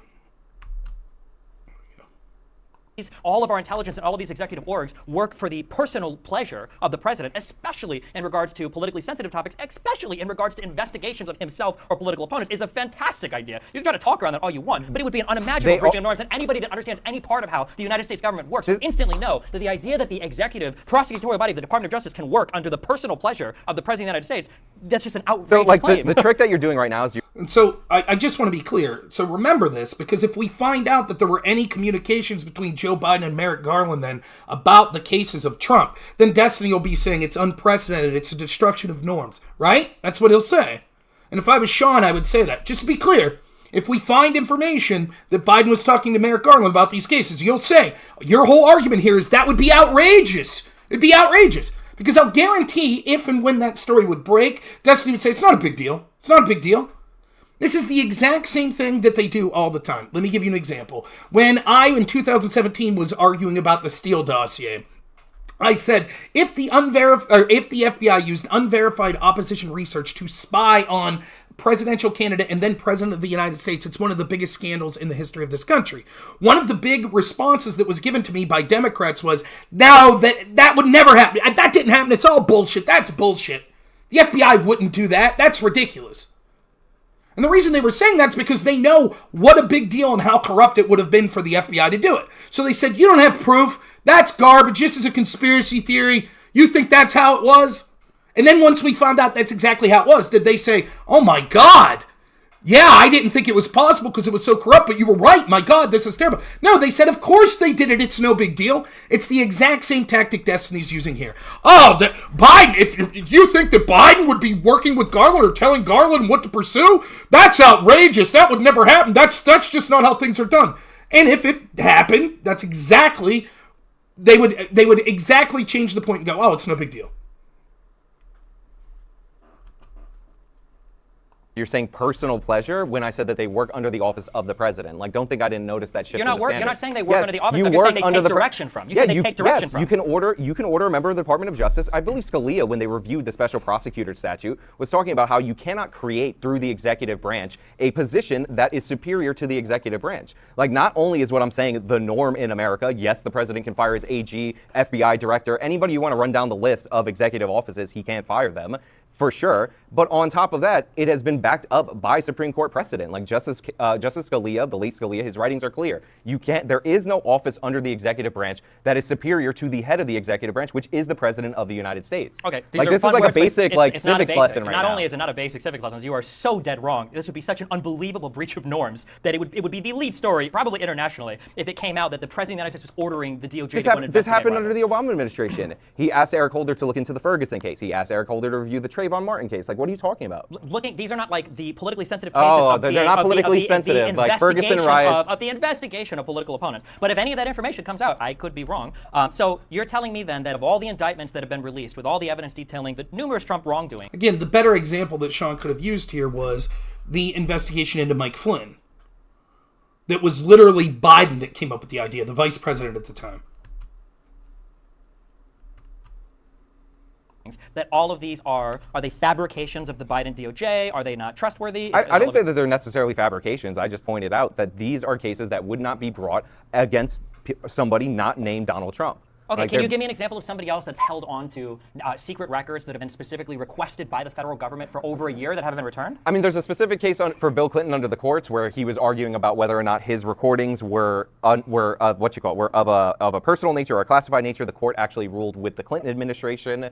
There are instances where. Wait, do you think that's at all comparable to what we're talking about? Well, that one has a Supreme Court case to back it up. I'm not asking. I'm asking if that's comparable. You're saying a personal voice recording he made. That the argument. No, there was more. There was more to what the Clintons had. Also, the framing of this by Destiny is a one-sided framing of it. So we know that Trump was actually cooperating with the FBI in certain ways. Now, for example, there's so much shady to go into, like, that's being neglected with this case. I would retort to Destiny, can you name me a time ever when the day that a president was leaving, that the people at the National Records Act that clearly had a bias against them through their tweets and stuff, that president that was leaving said, I'm suspicious and I'm going to start investigating immediately? How come the National Records people seemingly lost control of all of these documents that Biden's had since he was a senator? Where they went to like 5-6 different locations, including the Penn Biden Center, right? Where there was one of the biggest donors are people from the government of China. Why weren't those documents constantly requested? And the idea that they were constantly requested, this is how it works, right? There are disagreements back and forth about whether or not those records have to return. It wasn't as if Trump just said, no, fuck you, you don't get to see any of it. It was they decided in an unprecedented way to have an FBI raid of a former president's house over records, documents. Biden's had his documents longer from when he was a senator. Why no raid? Why weren't they diligent in asking? Why is it that it's only Trump? And again, Sean's missing a huge opportunity here. Can you name me one president in history that they've gotten FISA warrants over, illegal FISA warrants to spy on? Can you name me one in history other than Trump? That the FBI did that? Can you name me one president in history that we have the people that were tasked with the major investigation into Trump and his president and his opponent saying that they wanted an insurance policy to stop one of those people from winning? Can you name me one in history?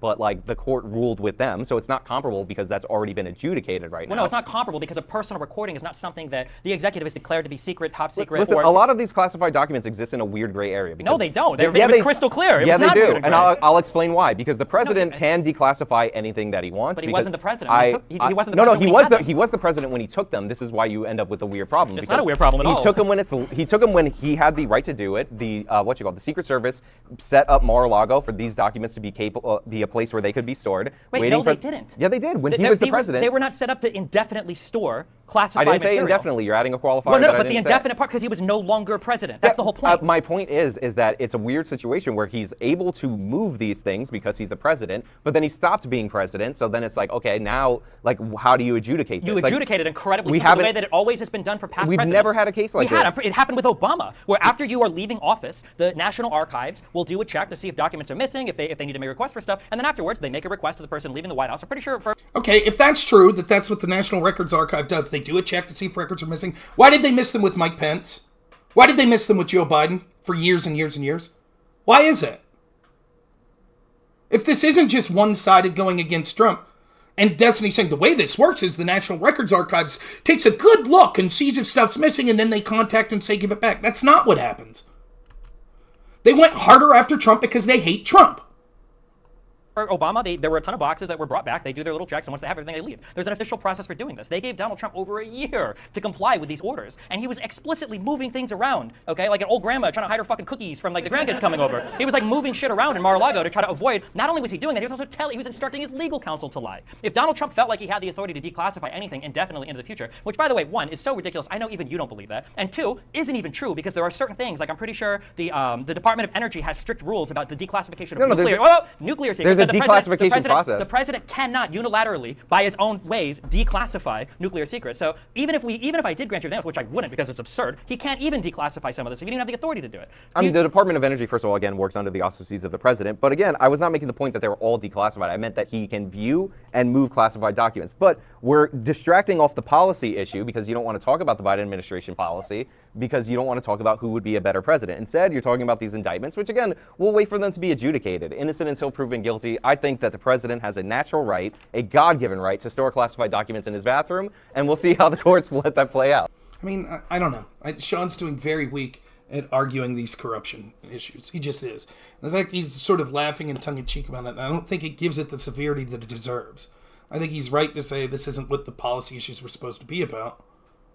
But I digress. I guess not everyone debates the same way as me. Okay, we can move on from this. So just to be clear, you think that the President of the United States can violate every single agency that works under the executive branch at any point in time because they work underneath him? No, so if there's a FDA policy, if he wants to shit in your food, if there's a policy with the DEA, if he wants to shit in a nuclear reactor, if there's a policy with literally anything, he can do whatever he wants. The DEA controls nuclear reactors? The Department of Energy, sorry. For the DEA, I guess shit in your joint, okay? You're telling me that the President of the United States at any point in time can violate any executive agency rule because he's the President and they exist underneath him. That's your stated. That's exactly what you said. I didn't say any. That's literally not what I said. That is literally what you said. You said these agencies exist under him, so if he wants to violate these standards, he can do it. He can fire people at these agencies. Like, that is a fact. That's what I said. That's what we're talking about. Then do you think he should have Yeah, he actually, as president, there's a solid legal theory that says he cannot be charged with a crime. He could be removed from office. He could be impeached, right? But the idea of charging with a crime. So, for example, if he decides the FDA says cocaine's illegal and he decides to go on a coke bender on camera, yeah, there's a legal theory to be said that, yeah, he can't actually be criminally charged for that. Right? That's true. He also could fire whoever he wants. He could eliminate every executive agency if he wants. He'd probably be impeached, removed from office, and then the next guy would come and reinstate. But he has that authority. But again, it's irrelevant to the overarching debate, and Sean's letting it get pigeonholed to this. So direct these agencies to especially to the extent that he's covered by the law. But of course, he is not able to be subordinated by the agencies that exist under his own office. Congress can hold him accountable because we have a separation of powers. The Supreme Court can hold him accountable because we have a separation of powers. Okay, so you believe that the president has unlimited authority, despite the fact that Donald Trump, underneath any of the executive stuff, despite the fact that Donald Trump himself literally said, I could have declassified these, but I didn't. He can still infinitely take, any president should be able to take whatever classified material they want and hold on to it into an infinite amount of time. I didn't necessarily say that. I said, let's let the case be adjudicated and we'll see how it goes. And obviously no other president would be prosecuted. And it's a separate argument. Like, there's two sort of arguments that are here. Like, Sean's right that no other president would have been prosecuted in the past, right? We'll see going forward in the future. But the idea of, can he declassify them at the time? Does he have the authority to do blah, blah, blah? Yeah, he does. Anything. Which is one of the criticisms I have of Trump. He could have declassified so much of the FBI's documents into the bullshit Russiagate investigation into him, and he chose not to. Because he was listening to the Bill Barrs of the world saying it would be bad for norms. He should have declassified that stuff. That's a different question to, if he didn't declassify it and he holds on to that material after he leaves office, can he be charged with it? Completely different question.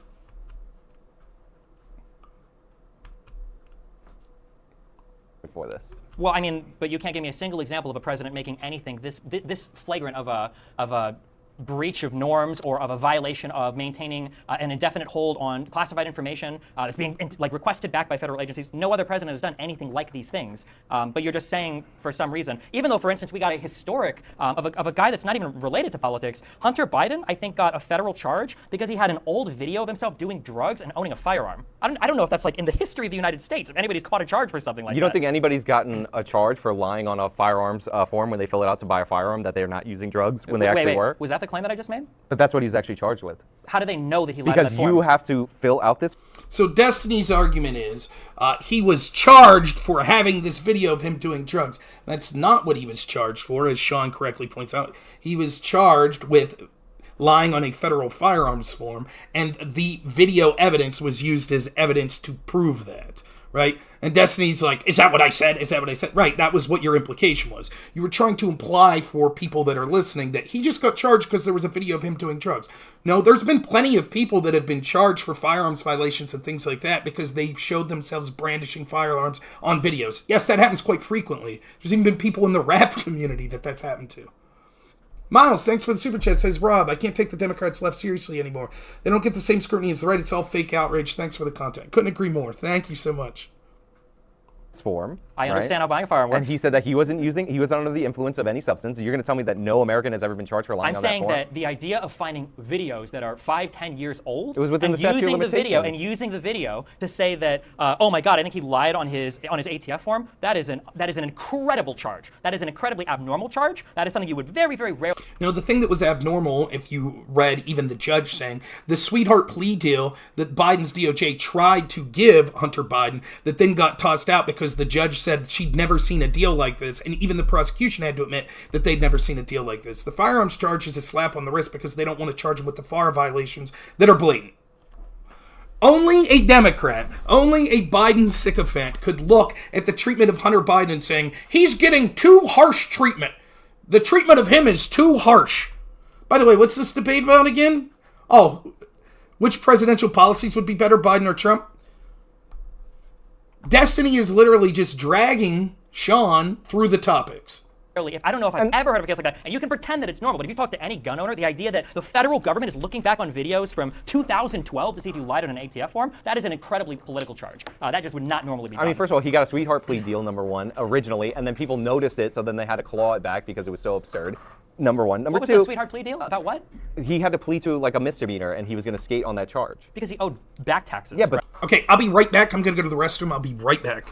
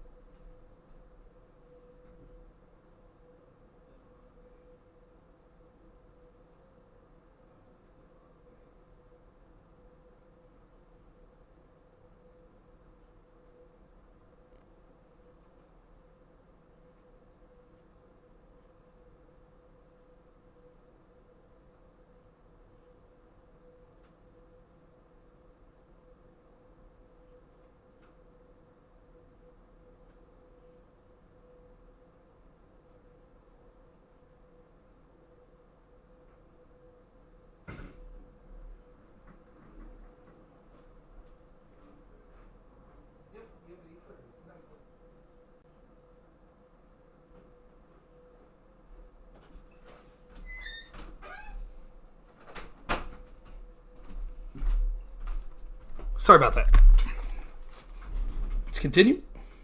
Right? The firearm thing was attached to it, but they were going to dismiss that as a part of the plea deal for the taxes. Because most people don't have people going through old videos to try to determine if they lied on an ATF form. That's just Listen, I don't have every case ever where... No, what the sweetheart deal was that it was letting him off the hooks for unrelated crimes like FAR-related crimes. Because the entire idea is to protect Biden. Because they don't want it to be evident that his son was lobbying for hostile foreign entities. Because then the question becomes, who was he lobbying to? So the sweetheart deal was to say, okay, you plead guilty on a couple of these things, and we'll drop the most serious tax evasion charges and the FARA charges, so you can never be looked at for those things again. Which is a type of plea deal that this judge has said she had never seen, to which the prosecuted under the Biden DOJ admitted that they had never proffered an offer like that in the past. That was the sweetheart deal. So the gun charge the whole time was small potatoes. Destiny's right about that. But if you would have done how come when Paul Manafort supposedly in 2012 talked to a Russian agent and was lobbying for him, he got charged with that crime? Of course, he was working with the Podesta group, Hillary Clinton's campaign managers group, right? They weren't charged. And why is it that Hunter Biden's not been charged under FARA yet? Why did they try to let him off the hook, only to have it blow up in their face because one judge actually stood up? People use video evidence to disprove something like this, but it's happened before. Like, I mean, if you say so. People will do video investigations to check if you're lying on your social security disability. Like the idea that people haven't posted video evidence of their crimes and then later, years later, been indicted on something like that is absurd. And also, we have a huge regulatory state, which, by the way, is being increased by the Biden administration, and people get dinged based on ticky-tack violations and end up serving federal time for that all the time in this country. What are bad regulations that Biden has passed you disagree with?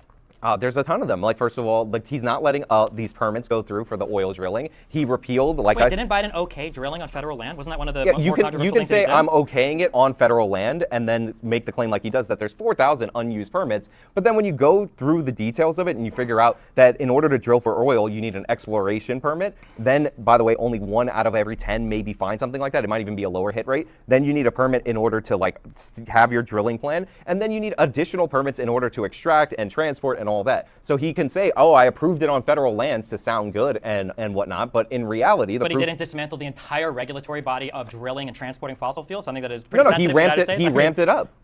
I don't think he's made substantial. Are you telling me that before you didn't need a permit to transport Nobody said you didn't need a permit, but he's slowing down the process of the permits with How is that additional possible? regulation. U.S. oil production is at record highs right now. We are more energy independent than we have been in the history of the United States. His approval of drilling on federal land has been... That's clearly a lie. Now, even if production is up, it's the refining that's important. And if it's true that we're more energy independent than any time in history, why have we depleted our reserves so much? And I hope Sean brings that up. It's just a bullshit claim. If we're doing so well, why are the reserves being wasted? Why aren't prices declining? And historic, because a lot of people in the left are mad at him for that. If you want to claim that there are other permit things in the way, I mean, like, yeah, there's a whole bunch of regulatory bullshit in the United States, but Biden didn't invent that. I think, if anything, he's tried to work a bit against it as we've been struggling for energy independence from other countries. I completely disagree. He definitely has been limiting the drilling on. He's definitely been limiting the drilling through this gumming up of the works of the permit system. This is why there's so much pressure on him, and this was specifically highlighted when gasoline prices were shooting up through the roof. Yeah, I don't think that was because of Biden not allowing people to drill. Why were people even discussing and trying to defend the permits if this wasn't about that? About what? About which thing? Like, why were people even discussing the number of permits issued and the slowdown, and then the Biden administration was trying to defend it by saying, oh, there's 4,000 unused permits, which, by the way, for oil and natural gas. Like, why was that whole conversation even happening? Probably because people that are trying, I don't think there was a legitimate conversation about that happening. I don't think people right now are having legitimate conversations about oil issues in the United States. Again, I'm pretty sure U.S. oil production is at historic highs at the moment. The idea that this is an issue that we're running into, that we're not making enough permits, that domestic drilling is down. If anything, I'm pretty sure that the complaints have actually been, now that I remember, pretty sure the complaints have actually been the exact opposite, that a whole bunch of domestic oil firms have had the ability to increase their production of oil, but because they were worried that we came off peak oil, because they're worried we're going to hit another economic slump, they've actually been intentionally holding back on supply and production because they're worried that if they overproduce, they're going to drive themselves into lower profits, and then when the next economic disaster happens, they're going to be completely fucked like they just got over COVID. Those are the conversations that I remember hearing, that people were upset that domestic production was down intentionally, despite the fact that firms had the ability to increase it. Does anybody else remember hearing these conversations? Am I crazy? Yeah, that sounds pretty made up, especially when you brought in the whole... when you brought the whole peak oil thing in, which was... Yeah, I don't remember those conversations. I don't. If you want to talk about sort of the idea of producer confidence and confidence of oil producers and the people that would drill, maybe the Biden administration promising to put them out of business would have been a reason that they didn't seek to explore and drill more oil, because they don't think it'll be profitable, because the guy that's begging them to produce right now, because his economy is so shit, came into office promising to put them out of business. So the idea of, oh, go ahead, do this just for a couple years until we're back on our feet and then we're going to kick you to the curb again, maybe is a reason to decrease their confidence that would stop them from expanding in ways that they should. But this is constantly sort of the Biden defender argument that it's always the corporation's fault. Oh, that Biden was just saying it the other day. The reason the economy's the best ever. It's great. But if you think it isn't, it's because greedy corporations. It's not because of us. And I think Sean's right. It's difficult because in this format, you're not really bringing up evidence and showing it on screen for the audience to see and things like that. And I can't verify 100% that Sean's correct about this, but I have read the things to which Sean's speaking to, that there are people that say, yeah, these numbers are misleading. When you, for example, hear that Biden's opened up X amount of permits here and here and here, so therefore Biden's doing a good job and oil production's up. The devil's in the details, that there's all these other types of permits that people aren't able to get to, that the refining's being limited in this country, so there's not enough refining that's going on for the oil that's drilled, and things like that. If we're doing so great, why did Biden have to go to OPEC and beg them to increase exports? If we're, in the words of Destiny, the most energy independent we've ever been, why was Biden groveling to OPEC? Sounds like bullshit, is what it sounds like. Nice little buzzword you toss in there, but a nice little pivot to like something abstract that really can't be fact-checked and all that. But the idea that when gas prices were through the roof, that oil companies were intentionally not drilling to profit off those higher prices basically flies in the face of any economic reality that you can fucking think of. Like, it's kind of absurd that you would make that argument. Now, granted, How does that are there fly some in the face are when there OPEC literally themselves will raise and lower production depending upon what they want to do with oil prices? How does that fly in the yeah, face they of would, economic reality? sure, they can do that, but the thing is, if you're a domestic oil producer in the United States of America, not subject to what is going on in OPEC, and you see those higher prices, the idea that you wouldn't, the way you profit is by increasing your production and selling at those higher prices. You Like, can't- this is basic economics. Higher prices draw in more people to invest in that industry in order to produce it. No, first of all, you just gave the opposite take of basic economics, which is when prices are high, if you increase production, prices will necessarily fall, which is what the oil companies were worried about. They already had all of the major capital investment. They were worried about another huge price slump because that's what had happened. And the way you profit off of higher prices is to sell at those higher prices. Yeah, but if you sell your entire stock and prices plummet again, you're not going to be prepared. I think we just have a factual disagreement on what the arguments were over. I mean, people can go and look into it. I guess another Anything to avoid talking about Biden's failed record. Okay, 1 second, everyone. I gotta go take a phone call. If you call Biden's failed I'll be record, right I'm back. curious if you call Trump's record. A stunning success.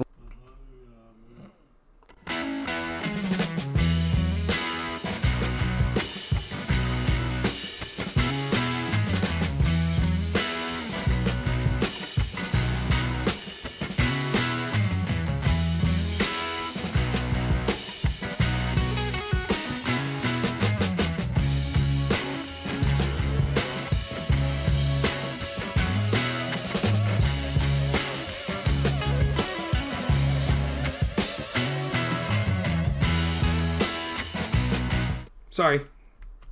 Okay. Let's proceed.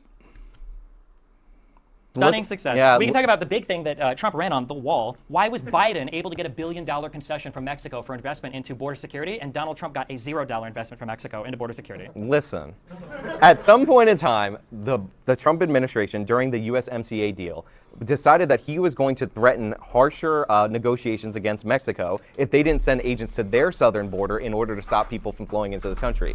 The Alamo government actually did do that. So even though they didn't say, here's $1 billion for whatever, they still sent their people to guard their southern border because we all know what the strategy that they were doing. And by the way, Alamo ran on the right of people in Latin America to immigrate to the United States, which is an interesting thing to run on, but whatever. It was to send his own soldiers down there. That was done by the Trump administration. That might not be this, oh, here's $1 billion for like vague investment and whatever. That's actual substantive action right there. And maybe substantive action, something that Trump never managed to I mean, do. just look at the border crossings. Like, what does that $1 billion got us? We have 7 million, according to the CBP, his own agency, saying that they cross.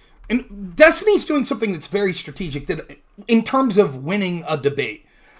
He takes an issue that is a weakness, Afghanistan withdrawal.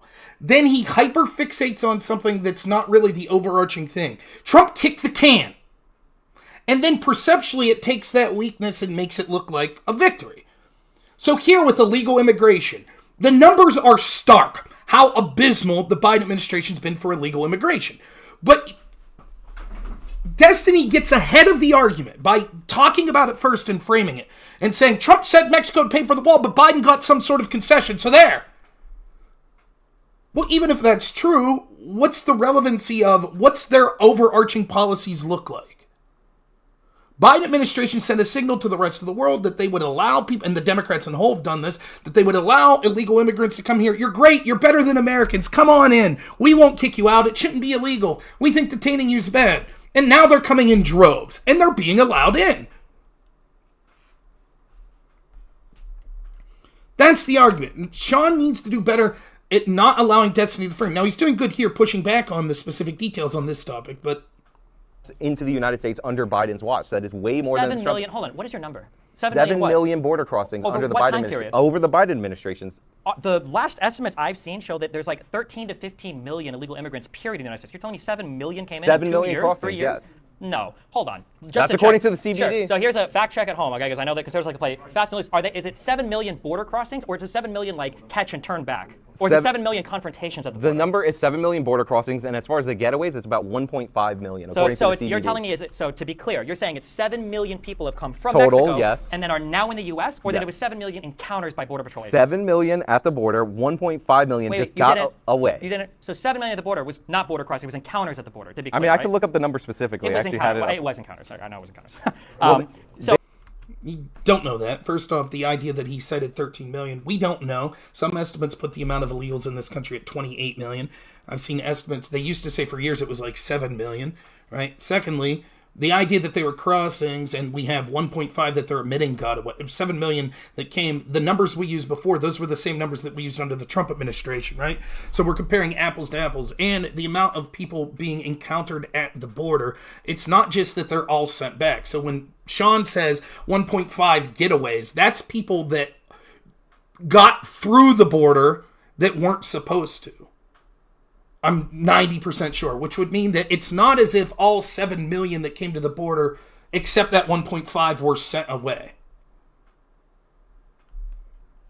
Do you understand what I'm saying?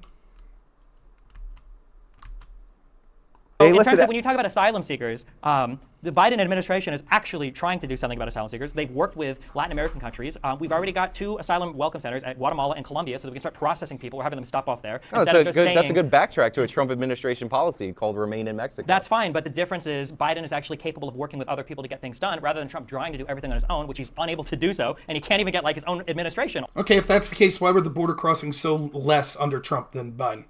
If Biden's so good at working with other people, because Sean's like, oh, now they're going back to Trump's policy. Notice that Destiny doesn't say, yeah, Trump was correct with that policy, but he could have done it better. He doesn't say that. He doesn't say it was a mistake for Biden to alleviate that policy and now go back to it. He doesn't say that. He just says, trust me, Biden will work with them better. The numbers are the numbers. Let's see how the numbers were under Trump versus under Biden. And it's easy for people like Destiny to just say, no, I assume anything bad that happens under Biden was because of Donald Trump, and anything good that happened under Trump was because of Barack Obama. That's his big, doesn't have evidence of it.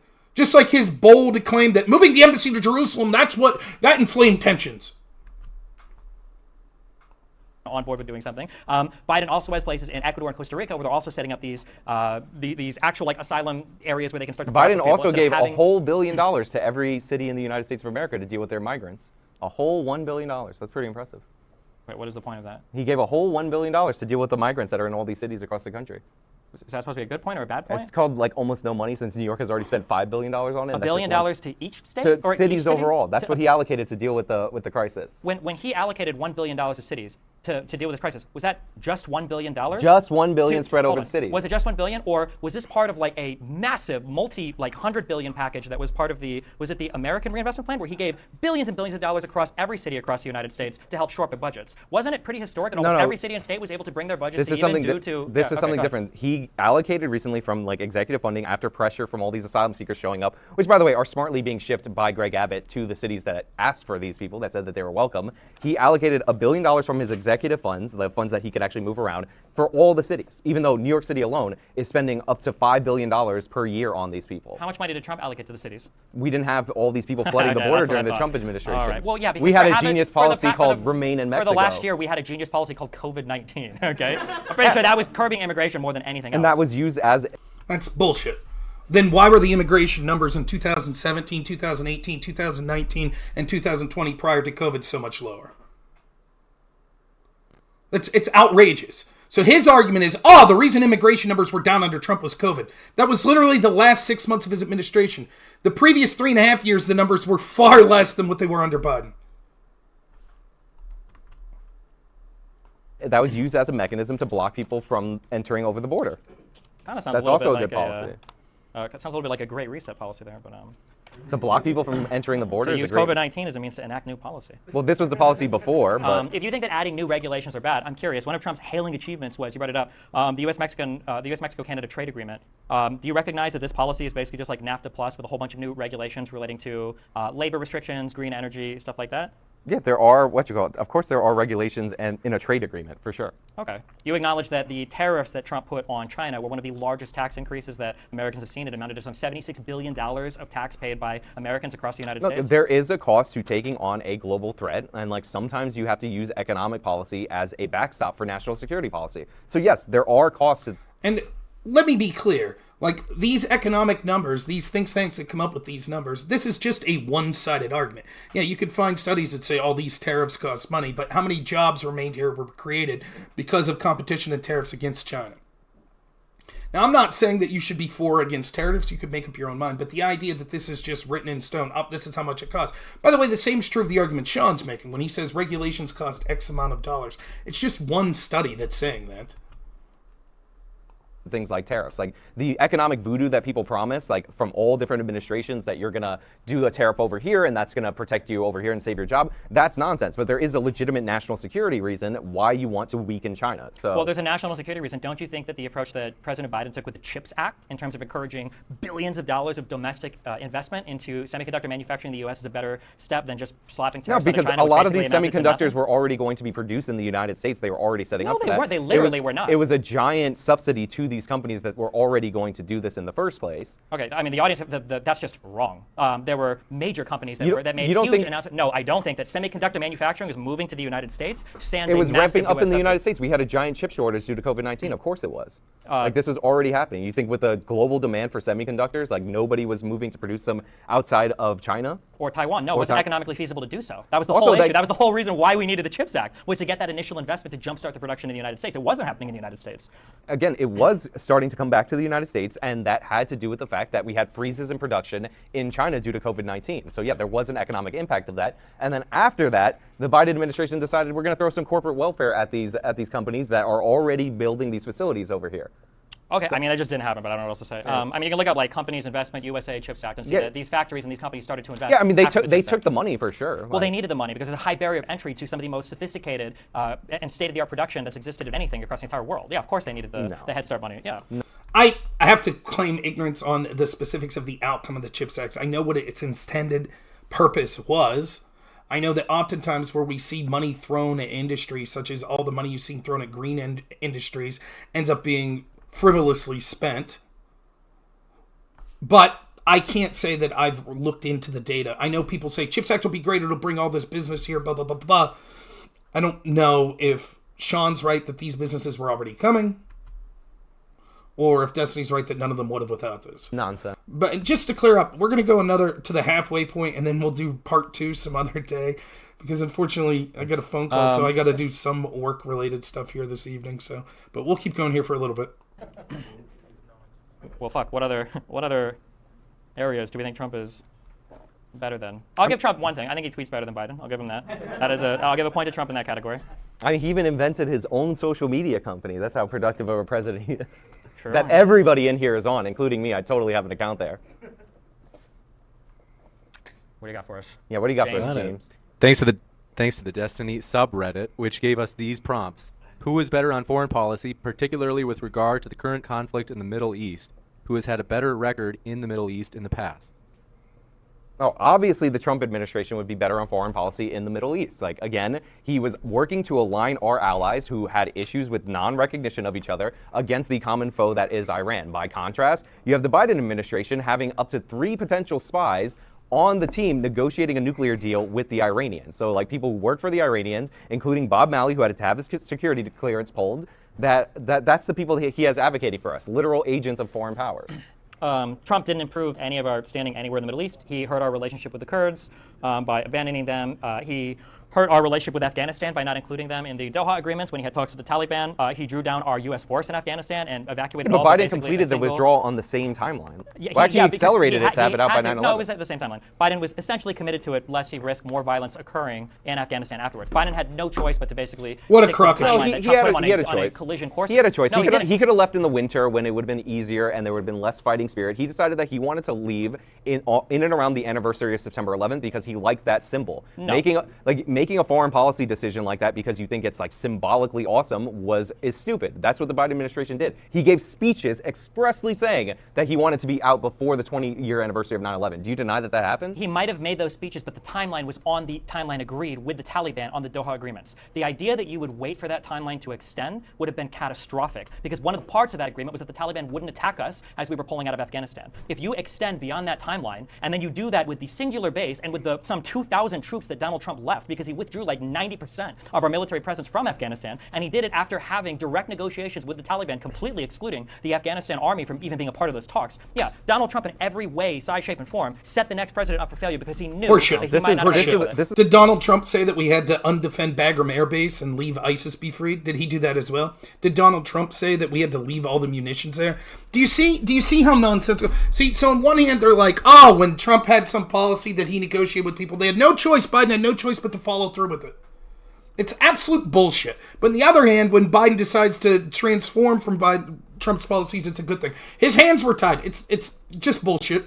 This is a complete misnomer. What part of what I just said was Well, incorrect? first of all, you bring up the number of troops as if we don't do this trick in American foreign policy, which is have people who are private contractors who are former soldiers supplementing our forces. Now, hold on, wait, let me so ask. we had people. You're saying that when Trump drew the troops down from 13,000 to 2,000, that we brought in 10,000 private contractor people to work we in the had military? American military personnel. Oh, I'm sorry, these private contractors that were working under the auspices of the military to fill the gap. This is obvious. We've been doing this since the start of the wars in the Middle East, because guess what? Those people don't get counted in statistics of American soldiers being killed. So yeah, we had tons of these contractors all across the Middle East. Okay, I just want to give you one more chance on that. So you're telling me that Trump replaced all the U.S. troops? I'm saying we had a significant contractors presence. No, hold on. You're giving a general response to a specific question. I mean, my specific question was, because it wasn't a general drawdown of troops, Donald Trump specifically drew down our military presence in Afghanistan. It was on a withdrawal timeline that Biden also wanted to continue. No, it wasn't on a withdrawal. It was on a withdrawal timeline that he negotiated with the Taliban. There was a withdrawal timeline. People wanted to leave Afghanistan. This is true. But he didn't include the Afghanistan army in those talks. So do you see, again, how Destiny's having his cake and eating it? Trump doesn't get credit for the withdrawal,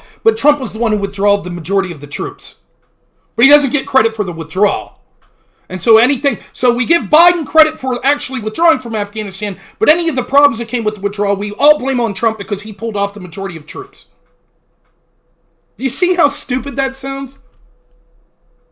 Talks at all. Why? Because the Afghanistani army is useless. Part of the reason why they were useless is because they were completely cut out of any of the negotiations. No, part of the reason why they were useless is, have you seen those people? It's full of addicts. Have you seen them do jumping jacks? They were never going to be a fit fighting force. Anybody can look up the videos. It's not a joke. Aren't those videos of people doing jumping jacks? Weren't those literally the oncoming Taliban fighters? No, wasn't it them going into the gyms and doing like the crazy? This was the Afghani fighting force. But part of the problem with the Afghanis is that their military could not function without the support of American these American contractors or military service personnel in order to operate certain equipment, identify targets, and all that. They're essentially a force that needs to be supplemented by us. And the Biden administration not only withdrew the final round of troops, but he was also aggressively pulling back these intelligence personnel. I knew people that were in Afghanistan working in these intelligence roles. They signed years-long contracts because they were expected to continue beyond the Trump withdrawal, but they were yanked out of the field by the Biden administration. Okay, I mean, it's a fantastic claim that Donald Trump was replacing all of the troops being drawn out with We private. already had these people there. No, we just didn't. You're just wrong. You're telling me we didn't have private military contractors We did not there. have private. No, that's not how private military contractors work. They don't replace a sitting army that's We have working them to there. do large-scale combat operations. We in the have country. them there. That's not how PMCs We work. have them there in supplement to our military. Supplement. Our military force was drawn down to somewhat 1,500 soldiers. And at certain soldiers. points, we actually end up having more of these contractors than actual registered American military service personnel. Even you don't believe this. This is 100% true. Even you don't believe this. This is 100% true. What are you talking about? You don't believe this. At points in You think that at any point in fighting in any Middle Eastern war, we have more private military troops on the ground than actual U.S. military troops fighting the war? 100%. Not like people that are doing construction, not people that are cooking in kitchens. Yes. Okay.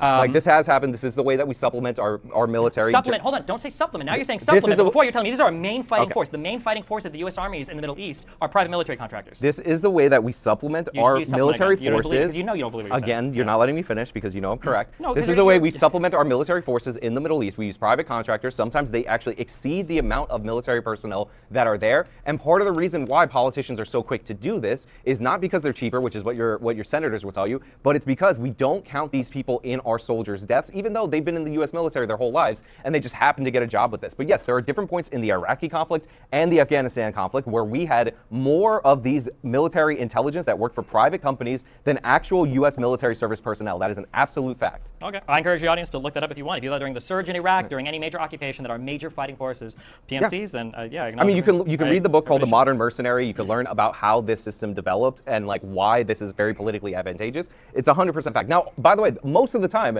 these are just people who were in the military. So like, it is close enough to the approximate to our soldiers. So when you hear about American personnel dying over there, those are our troops. They just happen to be working for this company that's being contracted out. Hold on. When stories like this come out, usually it's like BlackRock contractors killed in. It would be Blackwater. I don't know if Blackwater, BlackRock, you know, that's well, they're buying all our real. BlackRock owns everything, so maybe they own the military contractors too. I mean, you just said they own like half the military.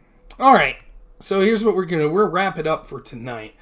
We'll be able to do the rest of this maybe next week if there's interest in it. So if I had to give my impressions of who I thought won the debate, I would say Destiny won that debate. That's my honest opinion of that. I think that he controlled the direction of the debate. He was on offense the entire time. He framed every issue in a way that was beneficial to his side. Sean, it didn't seem, was taking it as seriously. Destiny, it seemed like, was really trying to hammer home his points. I think Sean argues effectively, and Sean makes a lot of good points, but he's doing so from a defensive position, right? So he allows Destiny to sort of sway the conversation to ways, even when it came to things that should be easy wins for things being better under Trump and Biden, like foreign policy or immigration. He allows Destiny to make significant inroads, and I think it's because in this particular debate, Destiny was more effective at being a debater. Having said that, I think that I clearly side with Sean's overarching arguments, which is that a Trump presidency would be much preferable to a Biden presidency, though it wouldn't be perfect. So that's my take on it. What does anyone in the audience think? Do you think that my take on that's wrong? Perhaps things change in the second half of the debate. I don't know. Maybe I'll view it, and that's something we'll look at next week when we do the debate review. We'll do the second part of it. I think if you want to see a debate where, and again, I'll put the link up to this debate. Special thank you to Sean for this link. If you want to see a debate where, obviously I'm biased, but where I think Destiny gets smacked around on Trump versus Biden, you could see the one I did with Destiny.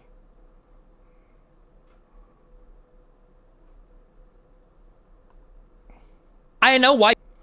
And here's that debate. Of course, I had to remove it from my channel because it got struck because we talked about COVID. Of course, it didn't get removed from Destiny's channel because he's a lefty. So it's okay. YouTube didn't ban them. But there's my video, and I think that you'll see, at least to me, I think that I did a pretty good job in that debate. So, yeah, Christmas lights tomorrow, so we're looking forward to that. So I won't be streaming tomorrow evening. Also, I don't like streaming during the debates. I will be... Thursday, I will be doing my Spaces with John Burke. That should be on all of these channels, though. So you should be able to check that out. Does anyone have any recommendation for someone to raid on Twitch? I don't see anyone on that I'd really be interested in raiding. So if anyone has any suggestion...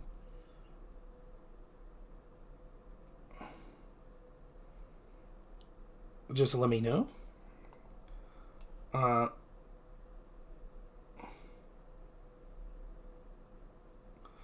Well, it doesn't matter if he's factually correct or not. For me, Ogre, it's that I felt that to an audience, like, you could see that I was arguing against Destiny on every point. I just think that to an audience that was uninformed, he comes across as winning those arguments. That's my opinion. All right, if we don't have any suggestion of anyone to raid,